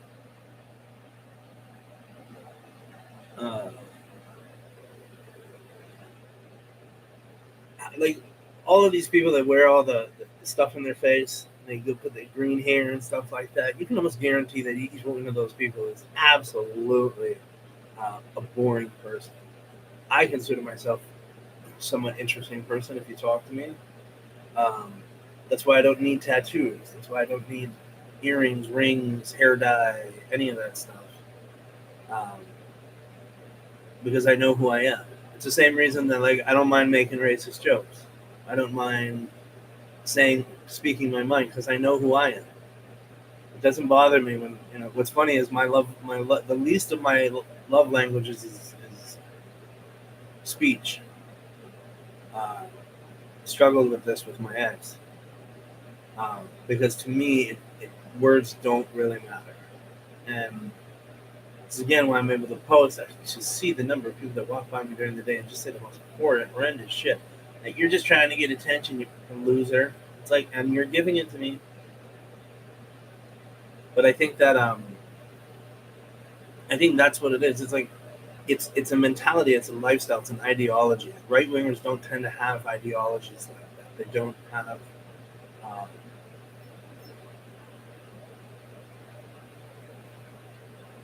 they don't have this need to prove to the world who they are. That's why you don't see, Trump signs everywhere. You always assume in these liberal cities that there's no Trump supporters, but that's not the case. It's just that type of person, that type of mentality, uh, doesn't usually lead people to want to make. How do I say this?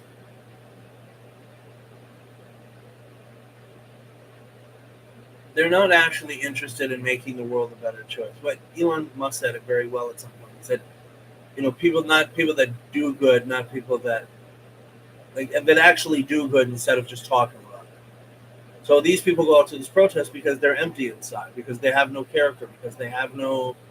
You're not going to meet a lot of real veterans out there. When I say real veterans, I mean people who had real army jobs. Now, I'm not dissing anybody in the military armed services in general, but combat veterans are different. Like, army rangers are a whole different breed from submariners. They deal with two different things. So, um, wow, I really lost my train of thought. What I'm going to do next time. I think I'm going to make pretty big notes. Uh, but I was really thought I was I. What was the last thing I was saying? Obama and racism. Oh, Obama was the worst, man. He totally stoked the fire. It wasn't like this when I was a kid. I was never this upset. Most people were never this upset. It's just gotten to a point where um, it is unsustainable. The current situation is unsustainable. Going after ICE, going after all of these things. Like, I have a banner that says "God bless ICE," and that's the one that makes me think I'm going to get stabbed by someone. Uh, we have another one. We're going to do one this weekend. I think we're going to do it on Israel. Oh yeah, the No Kings protest. Well, just like I said, back to belligerent ignorance. Like, these people don't want to know the truth. They just want what makes them feel good, which is why they talk and act and do the things that they do, because they want to. Um, they want to be seen as good people, so they come over and this is how you. They always call right wingers, "Oh, you're a hypocrite." It's like, well, I'm only a hypocrite because I have standards. You're not a hypocrite. You're just a delusional liar most of the time. None of these people would want to listen to me. One of these guys is arguing with me about economics, and I said, "How familiar are you with economics?" And he said, "I read a lot." And I said, "I have a degree in economics." And he said, "From what community college?" And I said, "Columbia University." And that shut him up pretty quickly. But he didn't want to learn anything. I'm not an aggressive talker when I'm out there. I'm very kind. I very much want people to listen, and I want to listen to them. I'm more than happy to do so. But they're rarely talking facts. They're talking about what makes them feel good. There's always a feel good issue. And like I said, when it comes to negative behavior, the opposite is usually true. Um, in this case, it goes the opposite way, where the good behavior is actually bad. Like, they'll come up like they want to talk to you, but it's just a ruse to insult you or to put you down. Um, because again, like I said, these people have no character. They have nothing that keeps them thriving. So they have to go out. They have this need, this desire to show the world how good they are. And in reality, uh, most of them are pieces of shit, overwhelmingly. I wouldn't say that in their daily lives. I don't know these people personally. Like some old guy walked up to me the other day, and I had a Charlie Kirk thing out, and he said, "It was a good shot, huh?" And I just thought to myself, what kind of person thinks that that's okay? And then another one was, I had one guy come up to me who was about 5'2", and he kept telling me I looked like a woman. That's a new one for me. But again, they just want to talk. He's like, "What do you don't?" And then it's this game of semantics where they say, "Oh, you don't want to have this conversation. I don't want like you don't want to learn anything, man. So I'm done talking." It's like, okay, man, I mean, you can go. A lot of times they just want to harass. They just want to talk shit. And like I said, most of the time they come up, you can almost guarantee that there is a real most. They're going to be unfriendly. They seem.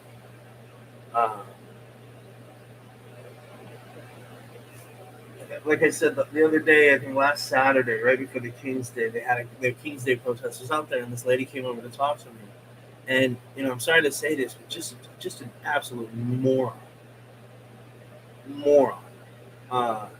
Just in the way that she was talking and the way that she presented herself, it was just very strange to me. Like, I couldn't quite get a handle on who she was or what the hell she was talking about. And when I asked them about the No Kings, they don't want to talk. So the same thing happened at the No Kings protest. They just came up and they were shoving all their signs in my face as if that was going to change my mind. I'm out here talking with, I have provocative signs, but I'm here to talk. You guys are just here to force the issue. I was at the protest, yeah.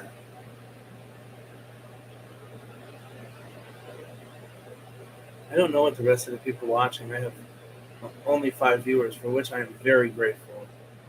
I'm trying to start a YouTube channel here because, like I said, even before Charlie Kirk died, I was getting upset with myself and not doing much. I was at law school like 5 years ago, and I left during COVID, and then I had some issue getting back in, but I rant about politics, and honestly, there's some friends of mine that were just pushing me to do something like this because I would call and rant about certain things. I'm pretty well known for that. So I got online and get my frustration out.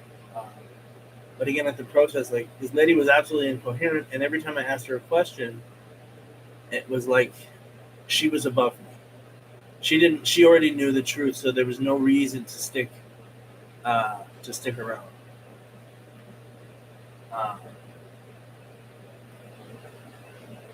And it was almost entirely the women, except for that one guy. But again, like nobody really understands what they're out there doing. I mean, they were out there in clown suits saying Trump's a clown, and it's like, what do you do for a living? You guys are president of the United States twice, elected 3 times, and you're out here calling him a loser. I've told people that as they walk by, like, well, why are you here? Like, because of what you just said. I am here because you don't think I can be. See? So,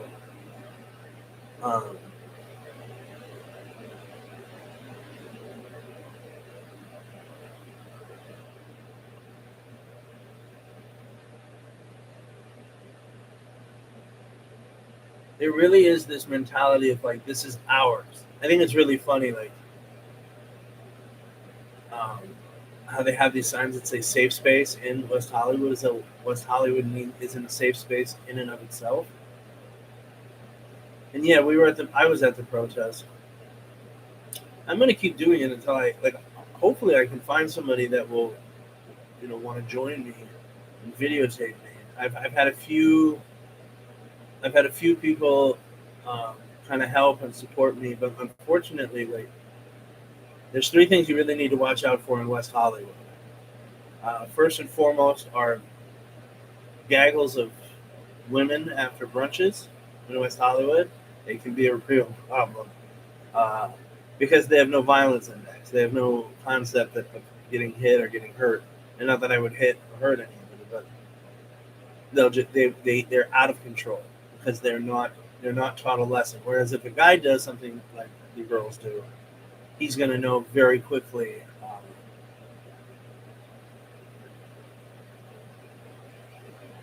Yeah, he's just going to know very quickly. Like that's not gonna fly. You might get knocked out, lose some teeth. The other ones are the homeless people because a lot of times, if you're friendly to them, they'll stay, and if you're mean to them, they'll also stay. Like I had this one guy who keeps showing up, and he's obviously a little mentally ill. Um, the things he talks about, the first time I talked to him, he's just crazy, and he's talking about working for the Navy and for USC and all of these things. And then he starts talking to people, and I can't. He's on my side, but what can I do? Like I can't. There's people the other day, like you with him, and I just kind of like, eh. And then he asked me, he said, "Dude, I thought you were my boy. I thought you were gonna back me up." I'm like, man, you can't. You know, I don't really want people there talking unless I okay it. And what I mean by that is like if I had somebody who was there with me once, I could go to the bathroom, take a piss or something like that, get something to eat, because I'm there usually for like 10 hours all day standing.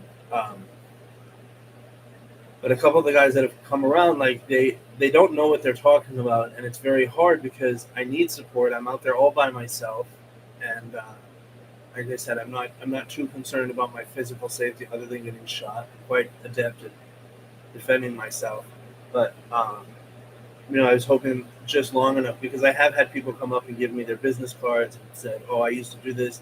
I have all these followers. Maybe we can collaborate. I'm really glad you're doing this." Um, and I joke that we're taking West Hollywood back.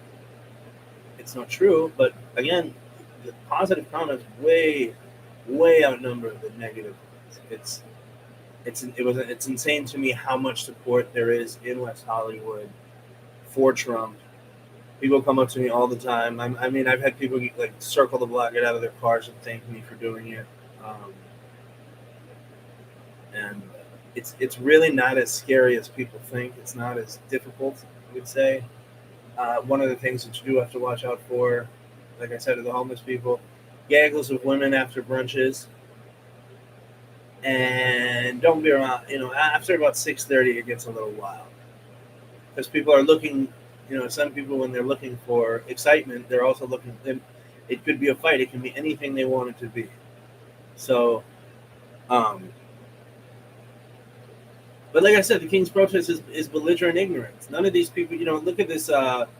Good people on both sides popes. There are people out there that still believe that happened, even though there's video showing Trump multiple times, like just multiple times dismissing and degrading.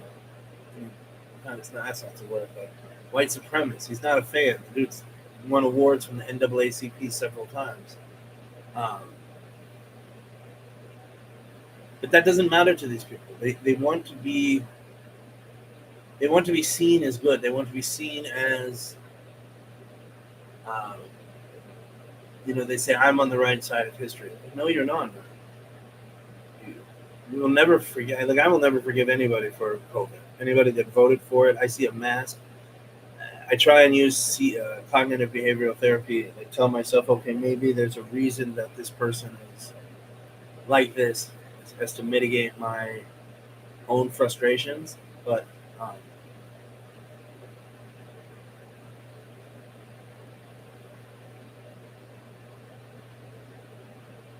it's frustrating, and I think it has a lot to do with the Dunning Kruger effect. I don't know how many people know what that is because I explain it all the time. But basically, I'll explain. Give me 1 second, you guys.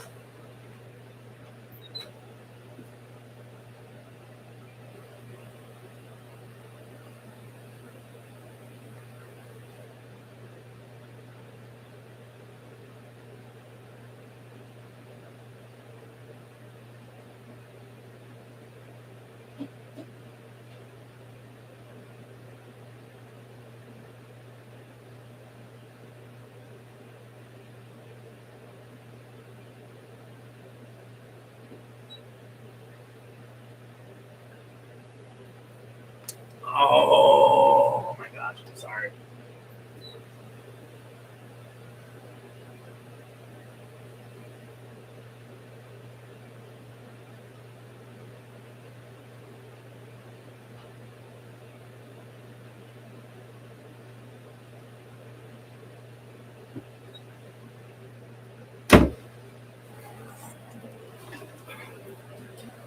Did the cat show up?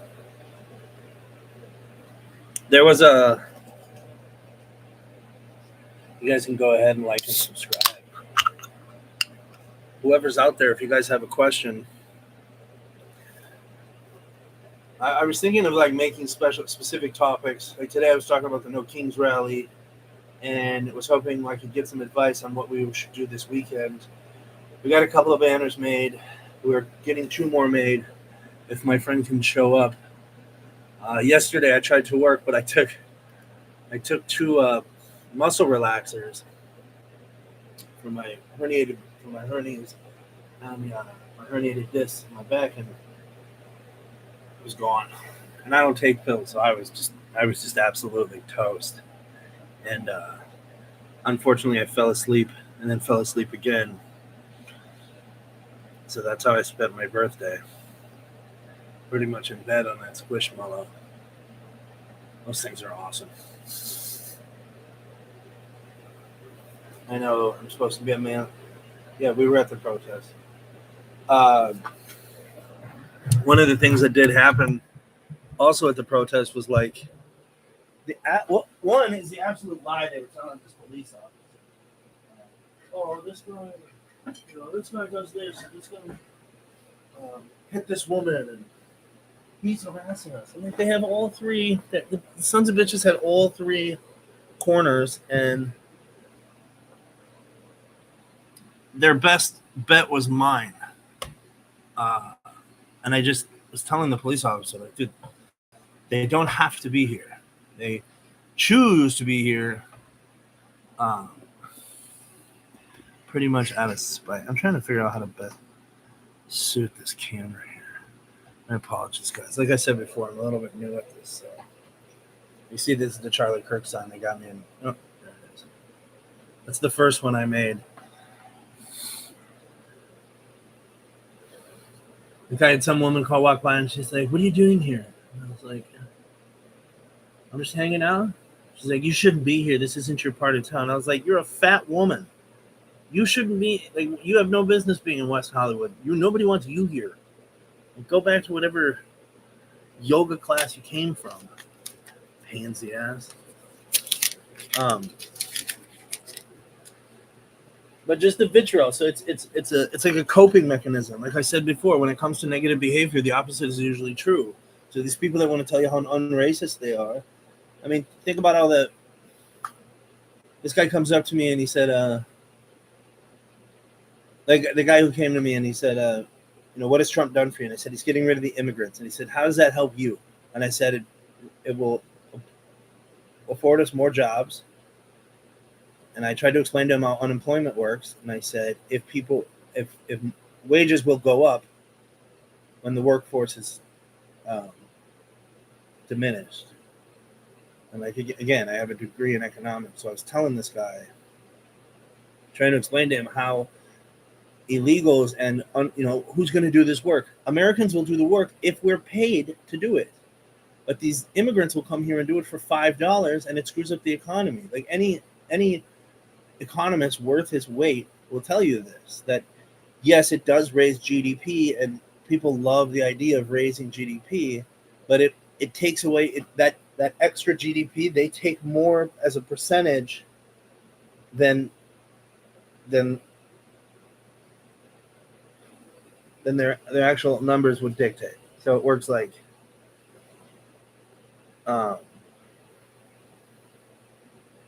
you have a higher GDP because they're working, but wages get lowered because you have all these extra people looking for work. Anyways, the guy's not having it, starts screaming at me again, as usual, just bile. And this is postmodernism, man. This is the idea that, like, there is no singular truth. There is no way to Um,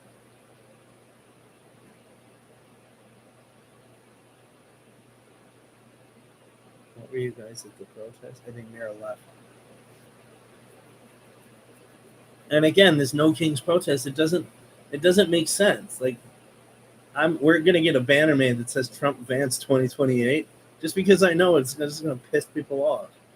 And that's the whole point. Like they're like, you're just trying to antagonize us. I was like, that sounds like a you problem. And yes, I am trying to antagonize you. The fact that you think that you own this block, which is funny because I'm actually from, like I told you, I was born at Cedar Sinai. I was born in West Hollywood, like the West Hollywood, Beverly Hills area. I can walk to the hospital from my house. I can easily walk to the hospital. Um, and I asked people, it's like, why, like, where are you from then? He's like, well, I live over here. He's like, I've lived here. I'm like, yeah, but where are you from? He's like, in New York. I'm like, then why the fuck are you here? Like, you don't have any more right to. You moved into my city and then told me what I can do, what I can and can't do in my city. Like, explain to me how that works? But this is that, like, going back to that idea of real fascism. You're watching lowercase fascism in action. When I say lowercase, I mean fascistic tactics. When uppercase means that the government itself is actually fascist. So, like I said before, Hitler was a lowercase fascist. Mussolini was an uppercase fascist. And when I say uppercase, I mean like like when you write Democrat, if it's an actual proper noun, it's a capital Democrat. If it's not a proper noun, it's a normal noun. It's just an under. So you could think of it that way. The where was it? Like the fact that I get so much love up there keeps me coming back there, because as I said before, I'm telling these people, like, why are you here? Well, I'm here because you say I can't. I'm here because um,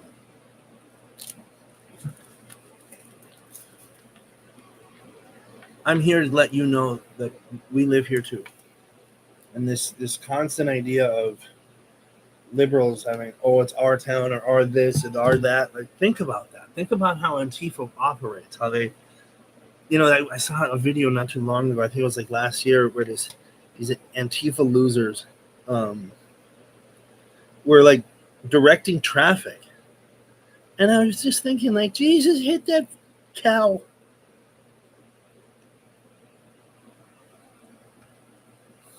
Um, Antifa. I've not seen any Antifa. I see a lot of nasty looks. Uh, I think the sign that gets the most attention is the thank or God bless ICE. We wanted one that said free ICE, but then we have to actually get free ICE and give it out. And I don't want to deal with that right now. Hard enough getting the equipment up there alone.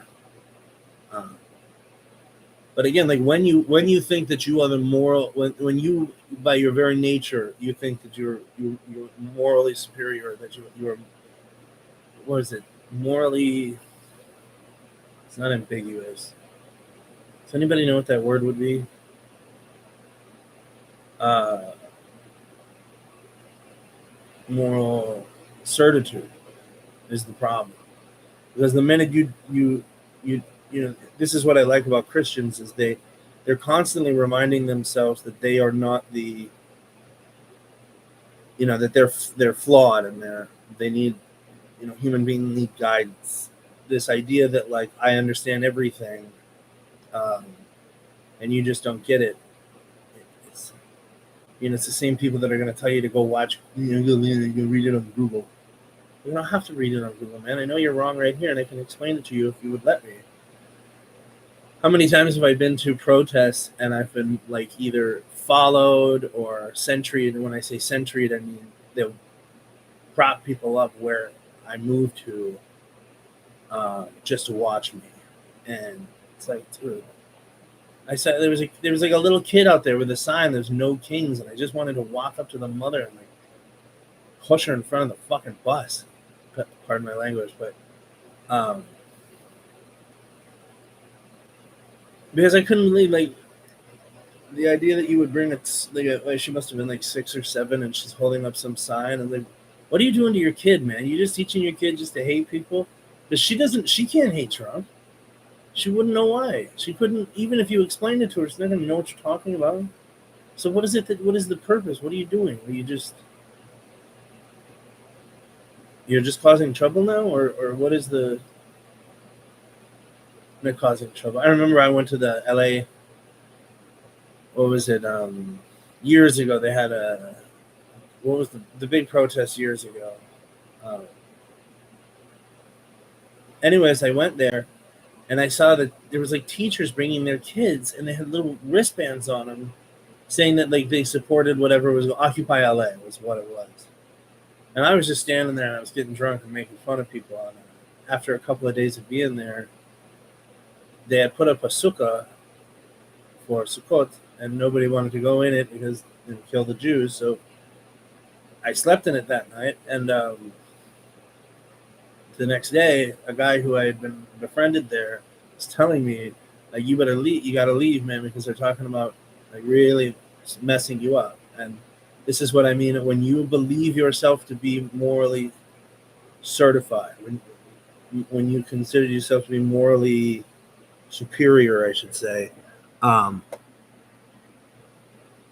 you can do whatever you want then, can't you? You can just do whatever you want because you're right, and this is the right thing to do. So, what is a great example of this right now?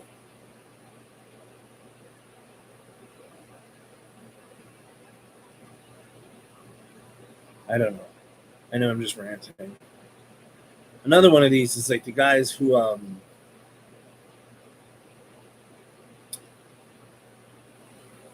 need a topic, otherwise I'm just get lost. ADD is a real struggle here. Any of you guys have any ideas for flags? Or no, not flags.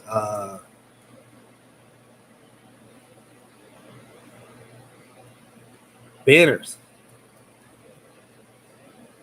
I needed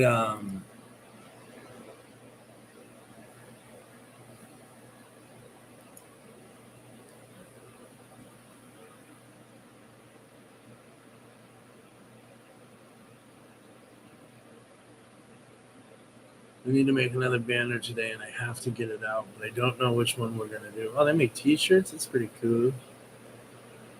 Well, this isn't helping at all. Print posters, custom posters, business cards, print products.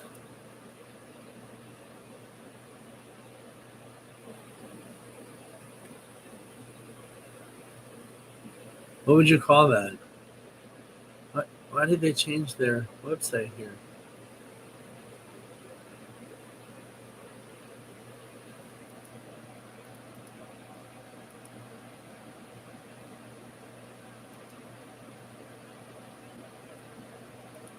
You guys know that this, when they ask you to put in the letters or say what anything is, it's just for AI.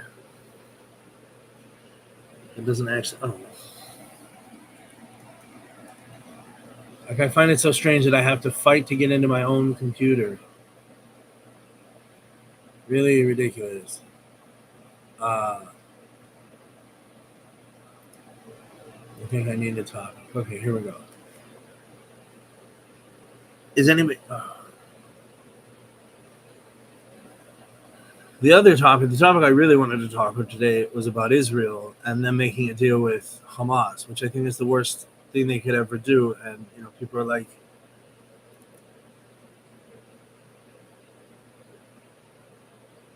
"Oh God."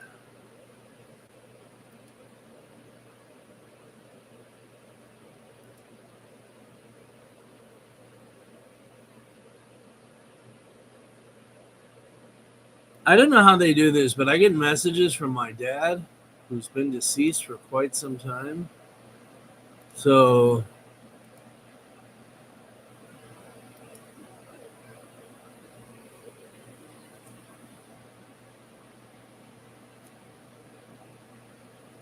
wait, I think I did it.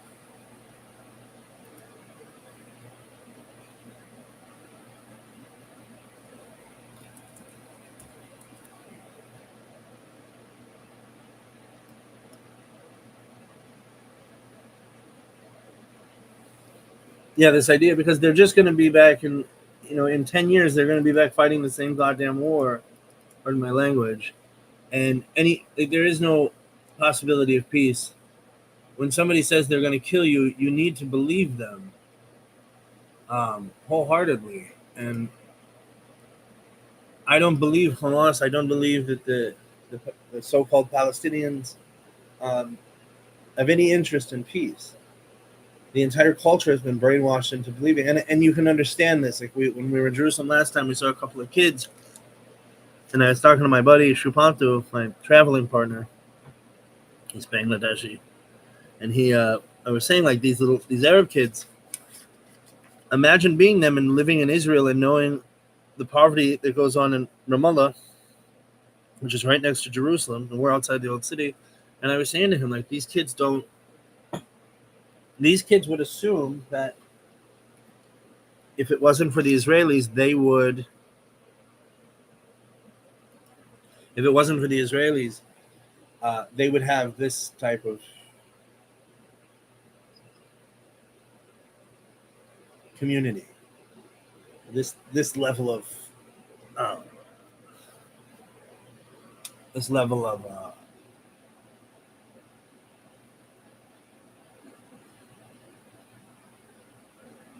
of success, of socialist success, economic success. It's just not the case. I mean, you can't really name me one functioning Arab country. Maybe Jordan, Tunisia does pretty well. Egypt is getting better, but most of them just live off the oil, so they haven't really developed anything in a long time, which causes. Anyways, I mean, they gave him like 2,000 hostages for 200 people. That's that's it's non-negotiable. It's not acceptable. Uh,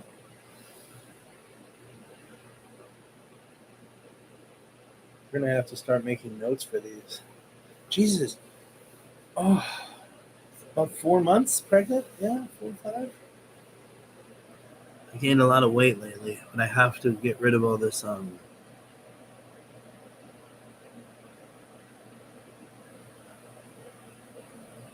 3 viewers, 2 likes. I'm gonna cry. I'm gonna cry. And I'm despondent. Obviously, I needed some notes, but I need. Um,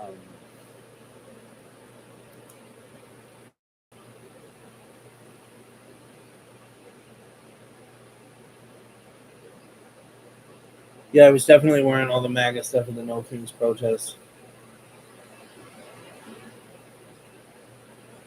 I think what upset them the most was that they couldn't get to me. After a while, they got to me, and then I called the police, and they were like, "You're such a sissy," and add a few selective words in there. I think we may finish this live. I don't know what's wrong with me today. Usually, I'm pretty keen to flow. I think I should do some reading. Usually helps kind of unslacker me. Wendy, can I get a like?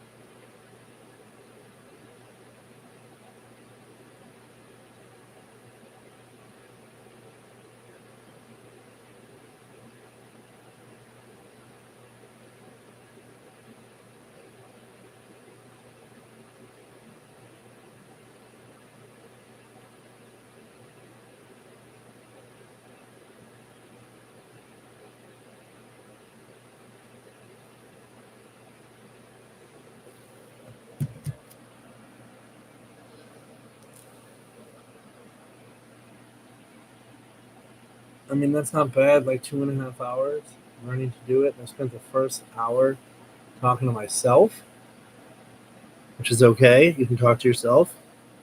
Maybe not too much. My mom talks to herself all the time. It's going to be super, super uncomfortable if she ever gets dementia. Because that woman will just say anything she wants. What am I signing into? Gmail.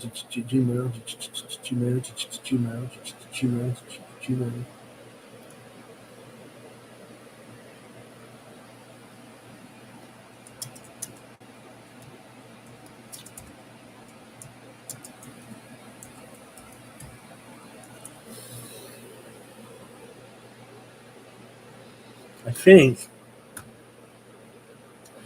especially if they do a land exchange with Hamas, because there's an arithmetic of death with these people. And what I mean by that is, Arafat talked about it at not great lengths, but many, many times, and he would say that um, it's called the arithmetic of death. What that means is that when a Jew dies, when an Israeli dies, they win. When a Palestinian dies, they win. And I've seen the books in Egypt and Israel. In Israel, because there is no Palestine.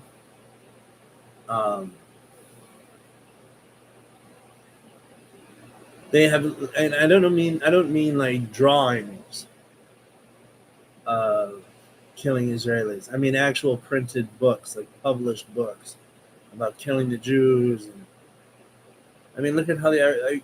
I went when I was at school. I used to go to these functions because I worked with a Zionist group. And the woman was saying, "Oh, I live in this refugee camp, and there's all these problems." And I actually happened to have been to her town. It's not a camp at all. It's got like a multi-million-dollar community center, buildings, everything else. If you saw pictures of Gaza beforehand, it wasn't a horrible place to live. It's like it's either a prison or it's not.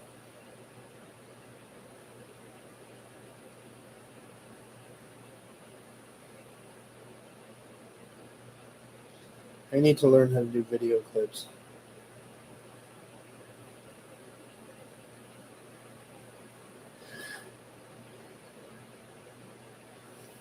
This is a very slow start to my new career of just babbling endlessly. But I do think that if Israel makes this deal with Hamas, the war will start again in 10 years. They say, well, we don't, we've lost 50, 70, who the hell knows how many people they've lost, right? Hamas doesn't have the right, it's not giving the right numbers. The Israelis are unsure because they can't, they haven't had time to do body counts. So, but if Israel stops at any point and does not destroy Hamas completely, and I think they need to empty out the Gaza Strip. Those people need to leave. And this idea, like from Israelis, like, oh, we're going to upset people. Like, dude, they're already upset. It's not like you're going to be making friends.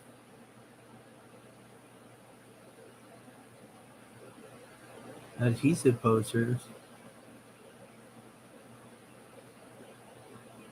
I just wanted a banner. Why is this so hard?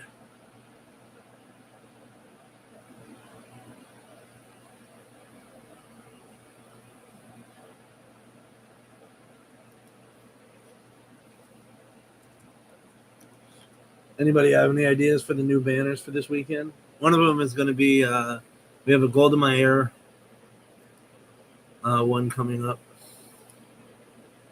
And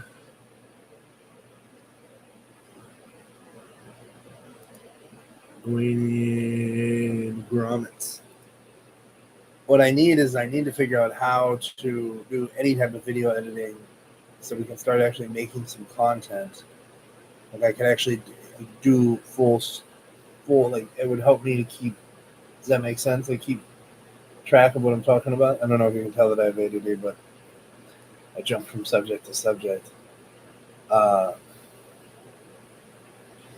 subject we could talk about at some point is definitely China. I went to school there for a while.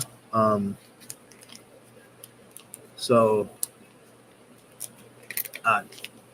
I'll tell you this, man. One thing I will say about China is I met some stupid people over there. I think at one point I was at the sanctuary and this monkey got on my back, and a crowd gathered because it was so close to me. And I've always had this kind of connection with animals where they like me. They bond with me pretty quickly. And this woman started hitting it with a stick. Like, how stupid do you have to be, bitch? You're going to get me. This thing's going to rip my eyeballs out. And I started swearing at her in Chinese. And then, I'm 6'4", so I have like 20 Chinese people around me. I start swearing in Chinese. No one knows what the hell to do. And nobody the entire time wanted to talk politics with me. When we got there from the school, I was doing a semester abroad, like from New York to Beijing. It was at Columbia Beijing University. I remember standing up on the bus and telling them all, like, now's the time to fight the patriarchy. This is your chance. And the first thing they did when we got there was they were very adamant that we do not talk politics. And the professor, the director, and also professor, well, he's a doctor, well, a doctor of something. And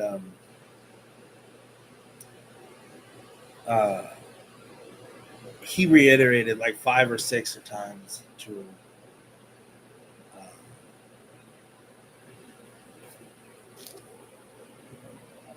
I'm sorry, I'm eating on stream, y'all. He like told us 3 or 4 times in the first speech when we talked to him about not saying anything political. Yeah.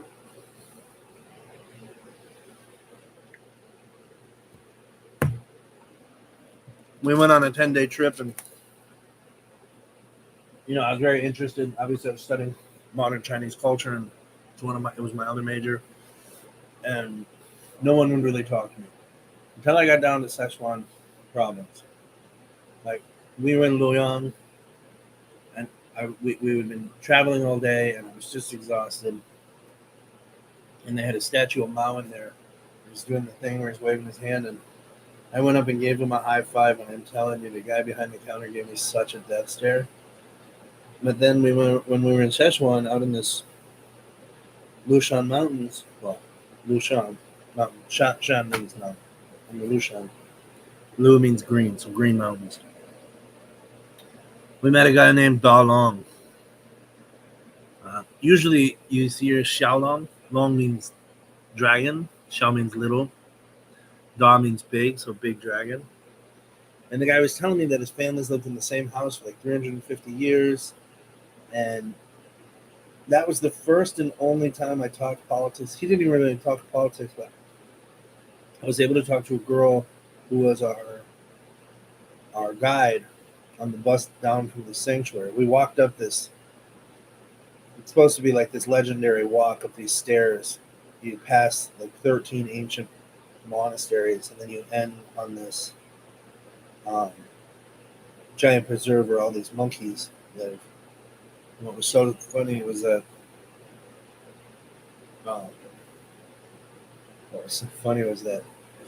well, anyways,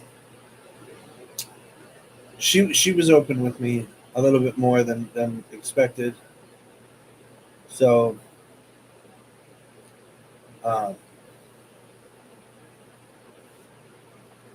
she was explaining to me that China values security, and if you know their history, I mean, God, the last part of the 19th century, they had a war, and there was like, what's this guy's name? This guy, they have their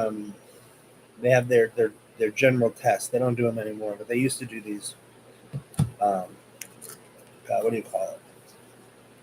Anyways, the guy fails for the 3rd time, and some Jesuit priest hands him a pamphlet, and the guy then thinks he's Jesus.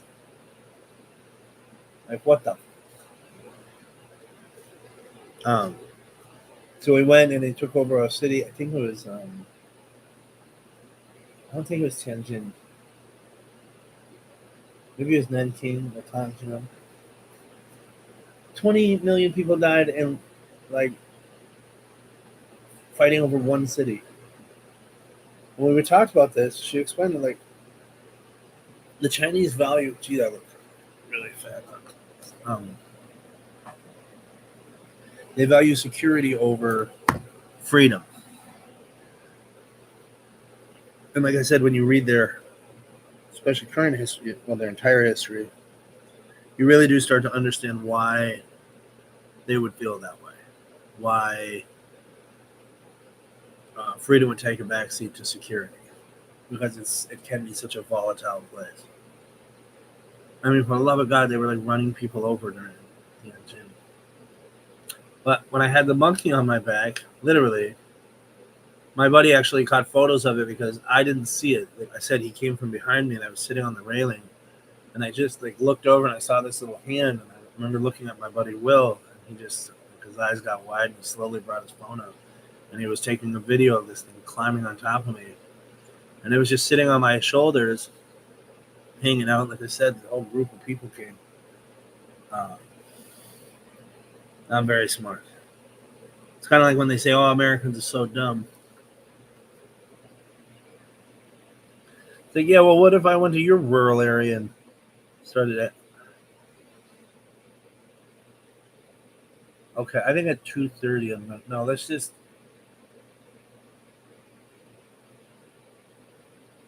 I gotta make a phone call.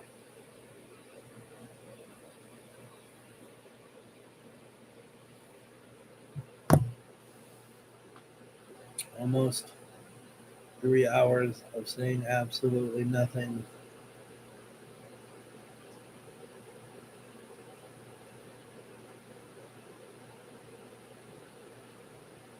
Maga Bruce.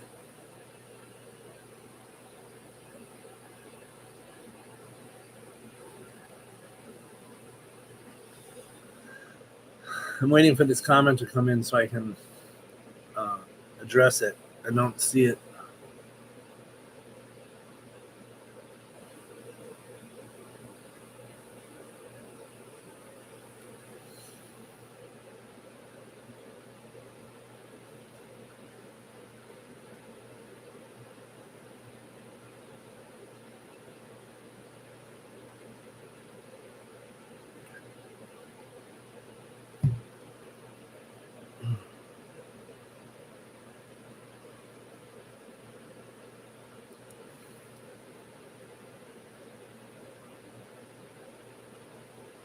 We need more lights.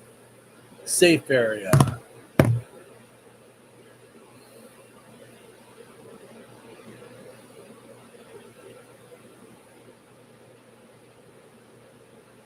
I don't see those lights, Wendy.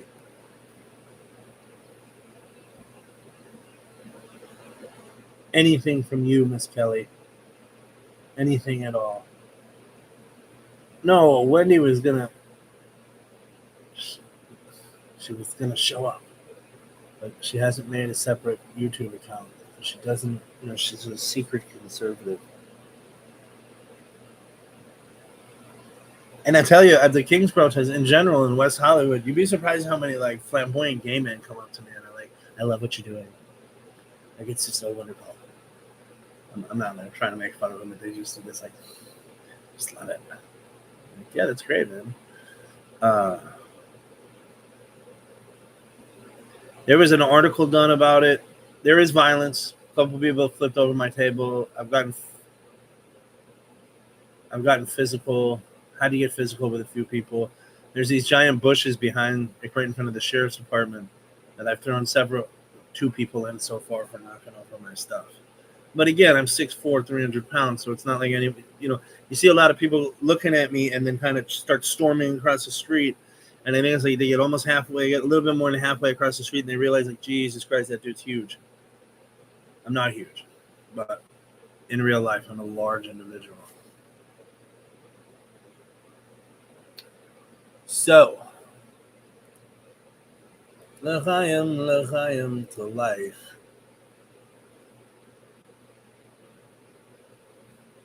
I am Maga Bruce.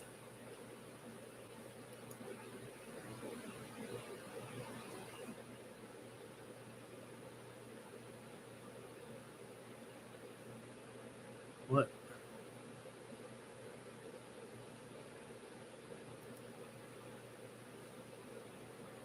It's Maga Bruce.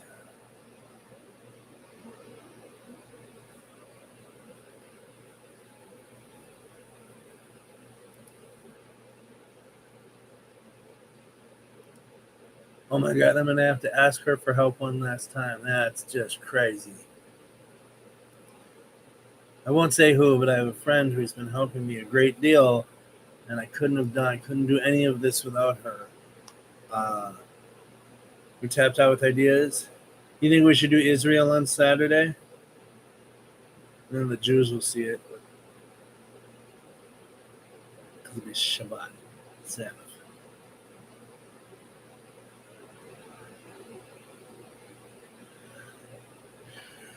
Are you doing curious? See, I didn't hear like listen, Bagheera is the cats are sleeping again because they have to get their rest before they wake me up again in 5 minutes. I don't think you guys were liking me. That's okay. I think we're gonna. Should we go 3 hours?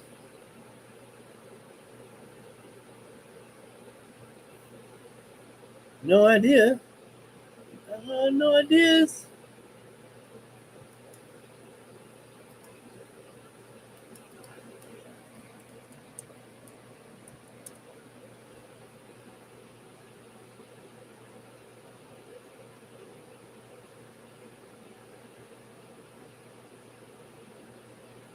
Damn it! I cleaned up both of these computers so I could. What do you mean? There's no way to like? You don't like me? Oh, oh, you gave me a heart. Can I chat in the chat?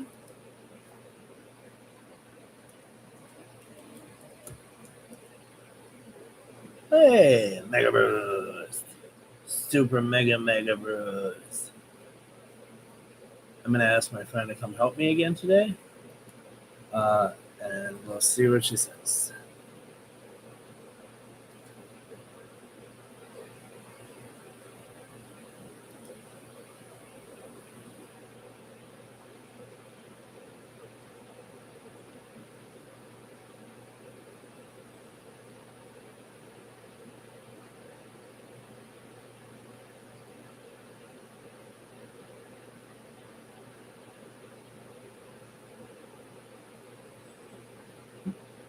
All right, I got a like. Woohoo! Excuse me, I'm a winner.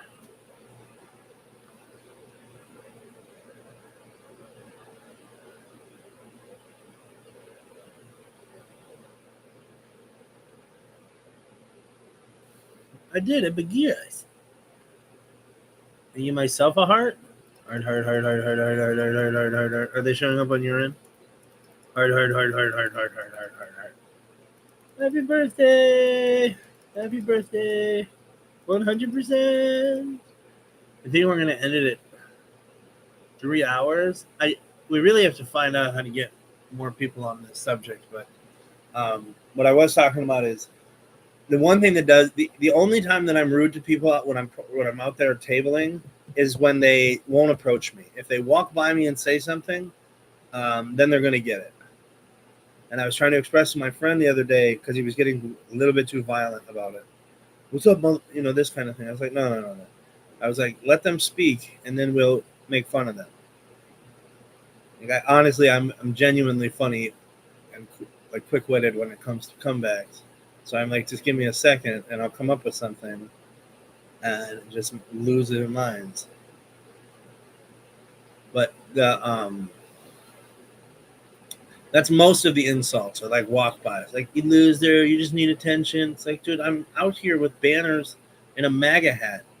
Yes, I'm looking for attention. What the hell are you talking about? Like, that doesn't make any sense at all. So try again, I guess, maybe. I don't know. The other thing we were gonna do today was draw some tables. Things. I can't find my ruling stick. Um, Yeah, most of them are walk-bys, and a lot of people are coming up and thanking me and how brave I am and this and that. And I'm like, what am I going to do? Get beat up by a bunch of vegans? The only problem I get is uh, from Rocco's. So I started tipping the dancers when I had money, because what's funny is that I actually enjoy all that stuff.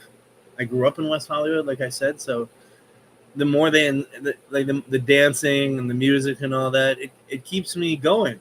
The guys yelling at me from across the street, "Fuck you, fuck Trump." It gives me something to do, because there are long periods there where I'm just standing and nothing's happening. And they honk, and like I said, I'm nearsighted and hard of hearing, so I just assume that they're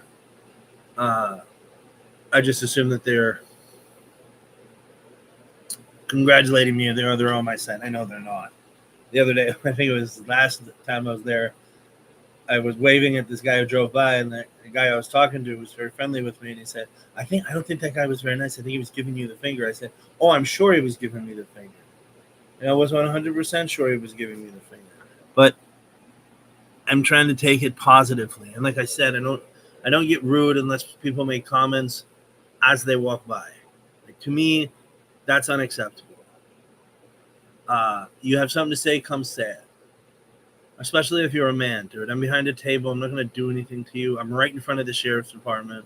I obviously know why I'm there. So many people are telling me, like, oh, you, like I said, you're out. Why do you know why you're out in front of the?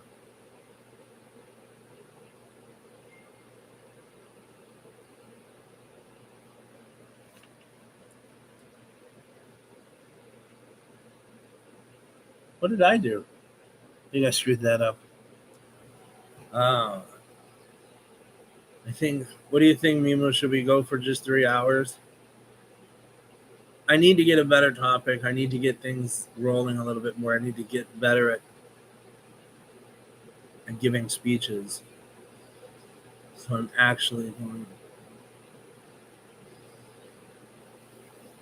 The problem is that when I type, I can't. Even when I wear my glasses, I have a really hard time seeing anything, and I get a headache super quick.